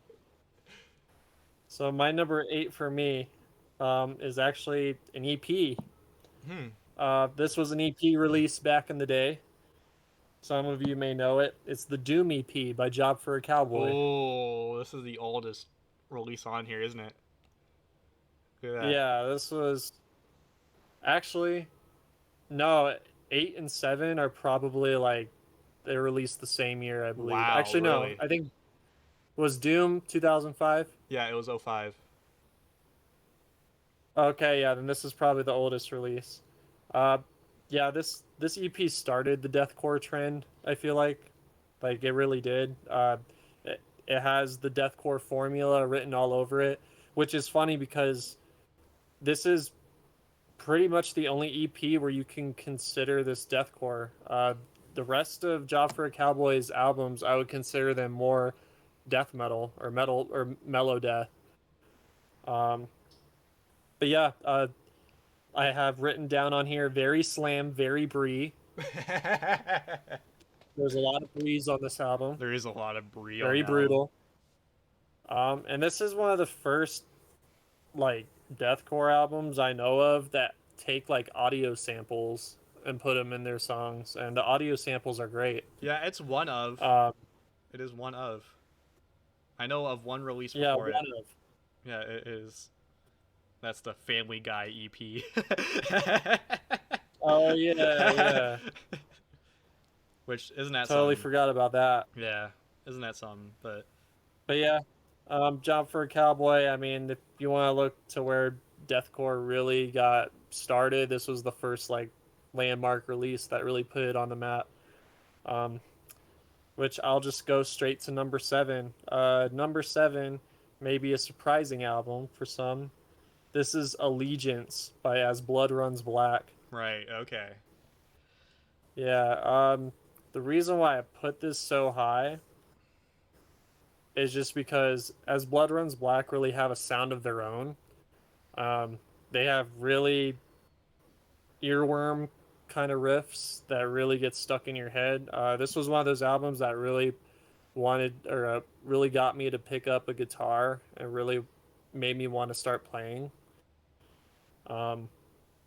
Very metalcore inspired. Yeah, I was about to say like, me and my friend Nate, he might be watching this by the way, so hello. Me and my friend Hello. Nate, whenever bands like As Blood Runs Black would fuse metalcore and deathcore together, we just called it methcore. Methcore. Because it's metal and deathcore, so it's methcore. And yeah, it has a very cool blend of it. I'm not going to be able to talk about this album because I didn't include it on my list. I felt like I wanted to stay true with a more deathcore kind of list, so that's why I didn't put it on here. But Well, this is still very much deathcore. Yeah, it's just it's like melodic deathcore. It's interesting. yeah. The best band I could probably compare it to is probably the Black Dahlia Murder, just super riff influenced kind of deathcore. The only thing that holds this album back is a lot of the riffs kind of blend together, like in the songs. I mean, if you go through the album, you'd kind of be like, wait, haven't I just heard this before? Yeah. But honestly, Um, that's not even a bad but thing. still, That's not even a bad thing. it's in my not. opinion. This album's legendary. I think it works. It's one of my favorites. I mean, this was one of the albums that got me into the entire genre. So for that, it's so high up there. But yeah, what's your number 6? Finally, I don't have a fucking repeat. Jesus. I'm going to have 2 repeats coming up, but that's all. Actually, 3. Oh well, don't. It doesn't matter. My number 6 could be surprising to some people, maybe you. I don't know, but I really do enjoy this record that much. This is Chelsea Grin's "My Damnation," their Damn, sophomore I have record. that as 6. Oh, really? We have it the same. Look at that. That was Yeah, that was my 6. We both think "My Damnation" is the 6th best deathcore album. But yeah, honestly, this album, I think, other than maybe 2 on this list coming up, is the most solid front to back album on this list so far. Um, and the reason why I say that is because 0 of these songs will ever make you bored. There is always a constant sort of vibe or energy that this album is going for. And it's also, in a weird way, um, it might not be their heaviest, in my opinion. I feel like Desolation of Eden just etches it out in the heavy department. I feel like it's more raw. Like, the vocals on it are, like, they are so different. They're very shriek-y in a way. And it really adds to the album. It's like this panic kind of, like, scream. And it's like, it's hard to describe. It really just makes the album for me. It's one of my favorite albums in the vocal department because of it. Every single song is solid as fuck. Everything is heavy still. Even if it's not as heavy as Desolation of Eden, that album is insane with its brutality. So it's not even that much of a step down. Pure chaos all throughout this album. If I were to recommend songs from it, The Foolish One is such a trap banger. It's a really good intro to the album. Everlasting Sleep, the song that comes right after it, just keeps on going. My Damnation, the title track, that's like the single that got pretty big off of it. And All Hail the Fallen King featuring Phil Bozeman. Fallen King, that's like one of my old nicknames, bro. Oh yeah. But yeah, we love the album. You can spit yo shit about it too, since you have it as your number 6. I won't go into that much about it. You already covered most of it. It's just ear-piercing vocals, and Chelsea Grin probably their most disgusting for me. It's just very consistent. That's just why it's my number 6. It's such a nasty album. Like, you just keep a stank face throughout all of it. I'm not gonna lie. Probably 4 out of my last 5 are repeats. So 3 out of my last 5 are repeats. So, all right. we're still going to talk about them. These are the final 5 top 5 best deathcore albums in our opinion. All right. My number 5 is yet another Acacia Strain album. This is Death is the Only Mortal, their 2012 record. Back when I was first exploring this band, I really wrote this album off. And this is another one, just like Dead in My Arms by Carnifex. This is another album that really grew on me over time. And the reason why is because whilst the production could be maybe a little better, it's a little muddy here and there. That's literally the only flaw about this album. This has one of the most solid track lists in the entire list. Every single song is just bone-crushingly heavy. It's so pissed off like Coma Witch is, but more in like a I hate the world kind of way. More of an existential kind of way. It's one of those albums where you can still hear everything that he's saying, and that's what I love about the Acacia Strain so much, is that everything is you're able to hear it. It's decipherable. And it's just such a fucking heavy album just all the way through. If I were to recommend a song that really encapsulates all of this album in just in like a 3-minute song. It's Brain Death, and that song, like, the production on it is a little bad, but if you can look past that, it's just some of the sludgiest kind of nasty deathcore that you'll ever hear. And that's what I really appreciate about this album. It really rolled with it, and that's why it's in my top 5. All right. Well, my 5 is a repeat. It's also the Acacia strain, but it's Wormwood. Wow. For me, yeah. Uh, just super hateful lyrics, which I love. It's just the nastiest kind of stuff you could ever hear. Breakdowns that get stuck in your head, and the music videos are funny. So that's why it's number 5 for me. Honestly, What's your fair. number 4? My number 4 is a repeat. It is Enterprise Earth Luciferus. Back when I first listened to this album, I was really blown away by it. Like you said, it's really a monumental kind of pillar of deathcore. Honestly, everything about it is just fantastic. It kind of has like a progressive kind of feel to it, and it's not like in a Shadow of Intent way. It's more of it has its own thing going for it. It's still really heavy. It's still really brutal. It's always in your face. But yeah, that's why I like it so much. It's just pure chaos throughout all of it, and it's a really fucking awesome record. Every single song is great. If I were to recommend any song, it would be all of them.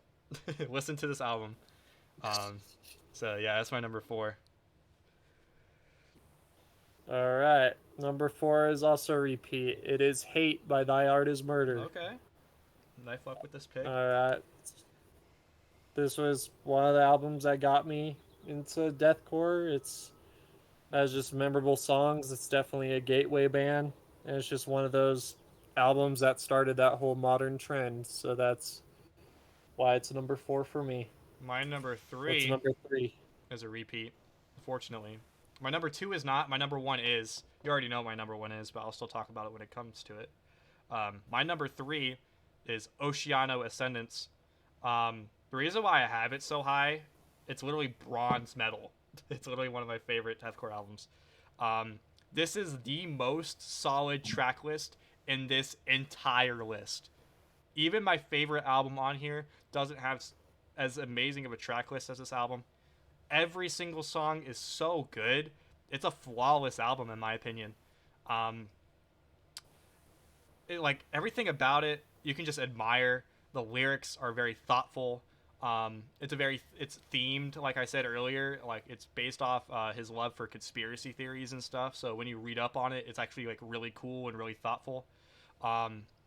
It's just one of the most disgusting albums too. Like the breakdowns on it always just get your fucking like you just want to kill someone, dude. Like it really just brings out that visceral energy in you.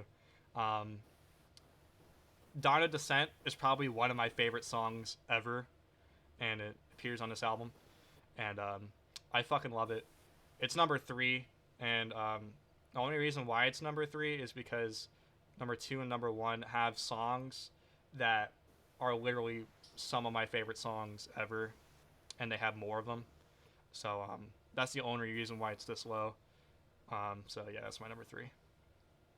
All right. Number 3 is a repeat for me. It is Dead in My Arms by Carnifex. Wow.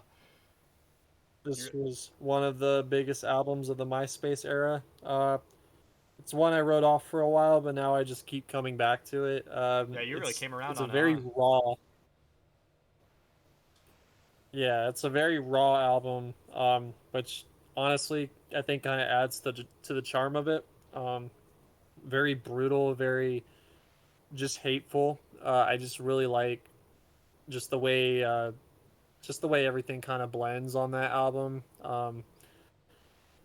Not as I would put Slow Death above it, but Dead in My Arms is just a very influential kind of landmark album, and that's why I just think it should be this high on this list.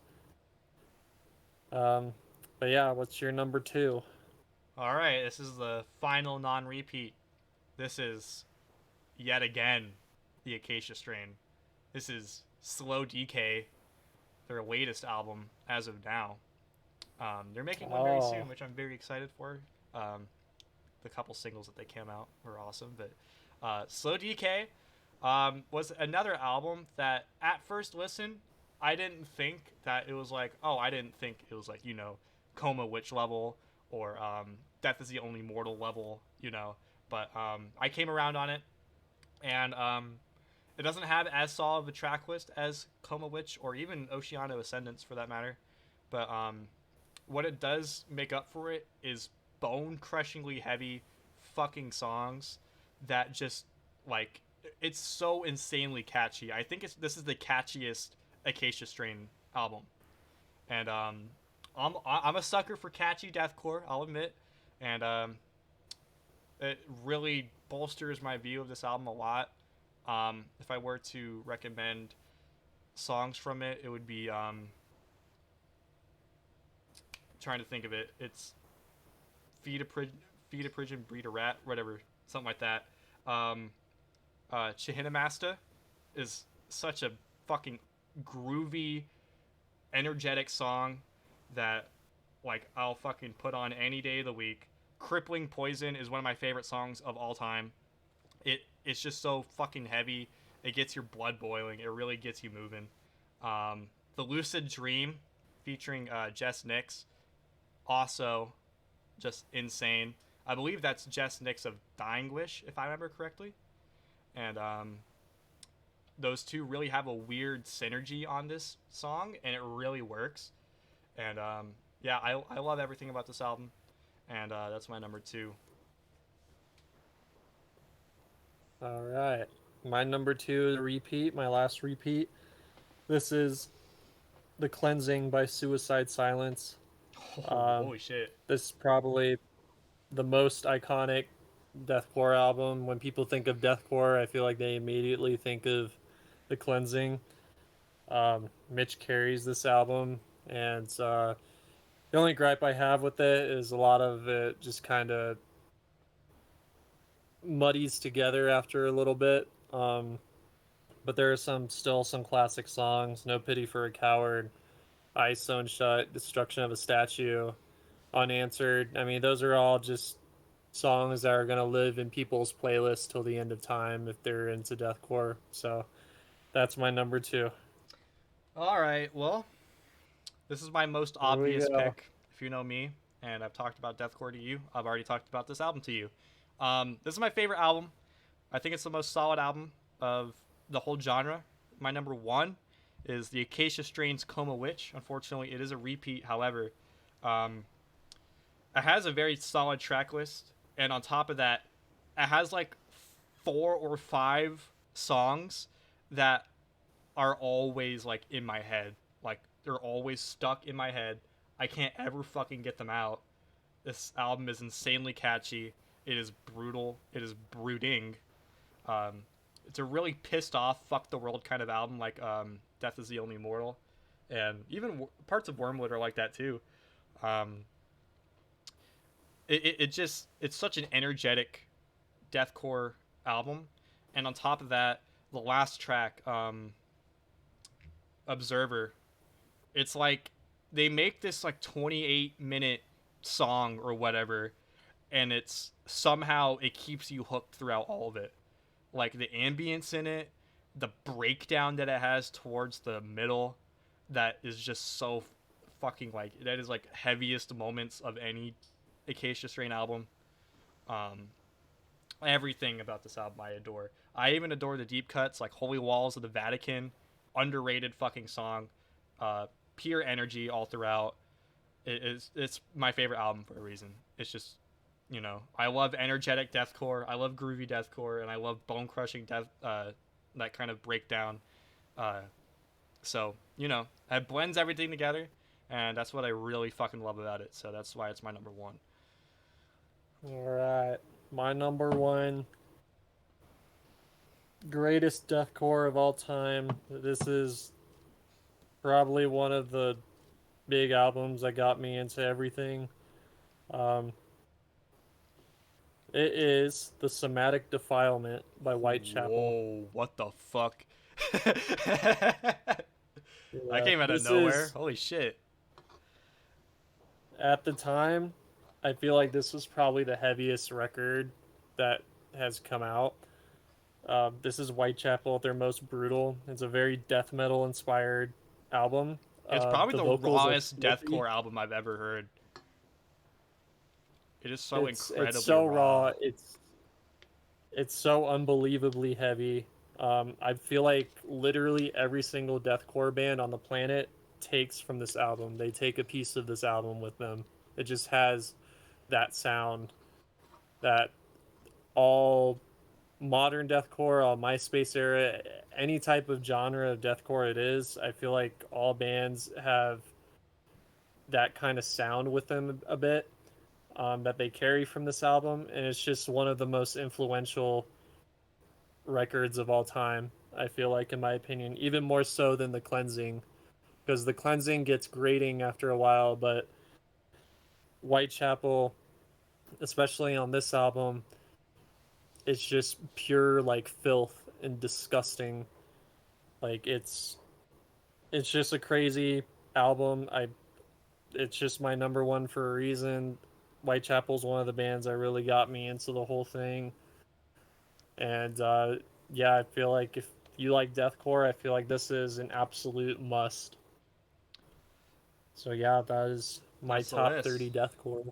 Yeah. That's the list, guys. Crazy how that's your number one. I All never right. fucking saw that coming. When you said your number one wasn't a repeat, I was like, wait. I was like, It well, what really hasn't he came out covered? of left field, huh, Yeah. John? What a maneuver. But So yeah, this episode has gone on quite longer than we thought it would. yeah. So we will not have the special surprise for this episode. It will be next episode, perhaps recorded tomorrow, maybe. Who knows? Yeah. It will be soon. And the next one, I have a very special one for you guys. This is not a list. I have a tournament, and this tournament is 32 bands or artists rather, and it's a tournament between the worst artists we can think of, and whoever's worse wins. So for example, this is not. Both these bands are not in the list, but say I don't know, Amir and then like Rose Funeral have like a bracket together. None of them are in the thing, but this is just an example. Obviously, Rose Funeral will probably win, and that's just because we don't like them as much as we like Amir, even though we don't like Amir all that much. No disrespect to Rose Funeral, but you know it's just boring. All right, you talk up the crowd for a sec. I need a pee. All right. Well, while he takes his piss break, I guess I'll close things out a little bit. But yeah, this tournament is 32 artists. The reason why it's so much is that we have to make it take up a podcast episode, you know. So it'll be a little long. We'll be talking about a lot of these artists and how much we like them and how much we don't like them. There's a couple artists on here, I'll admit, that while not horrible, they might win a couple brackets here and there against other not horrible bands. For example, I'll give you guys two artists that will be on here. Black Veil Brides is on there. I know. Interesting, huh? And another one is Design the Skyline, which, if you've heard them, yeah. So, yeah, we have a very interesting episode coming up for y'all. I'm excited for it. We're probably going to be recording it tomorrow, and which means this will be uploaded either today, April 10th, or maybe tomorrow, April 11th, depending on how things go. And All right, I'm back. what's up? I'm talking about the potential bands on here. I listed two, just for a little sneak peek. Two of the bands that will be on here. They don't face each other, but they are Black Veil Brides and Design the Skyline. So you really know that we're working with a good Okay. sample size here. um, so yeah, And we stay haven't. tuned for maybe a top 30 most like worst deathcore albums in the future. Maybe. We'll decide when that happens. Yeah, we'll decide. That's probably going to be an episode in the future. I don't know if it'll be the one after the tournament, but it will definitely come in the future. We'll see. We still have to plan things out And as then things go, you know. sometime in the future, I want to do like a PS2 like retrospective where we talk about all the nostalgic PS2 games. I I'm feel like that down. would be a good episode. I also want to incorporate tier lists somehow, and perhaps we could do that with a couple subjects here and there. I'm thinking maybe we do a tier list on consoles themselves, because we know a fair bit of those. You know, you used to own most of them. Um, so we might do that. We'll decide. We're just kind of speculating at this point. But yeah, stay tuned, y'all. I know this is a bit longer than usual. Thank you for watching. I'm surprised that this episode has been 2 hours and 21 minutes so far. So Yeah. we really took our Well, time. So thank you for bearing with us. Not that this is a bad episode or anything. We had our moments and shit. We love deathcore, obviously. Um, maybe in the future we'll do some other genres to do top 25s, top 30s, maybe. So yeah, thanks for watching, y'all, and bye bye.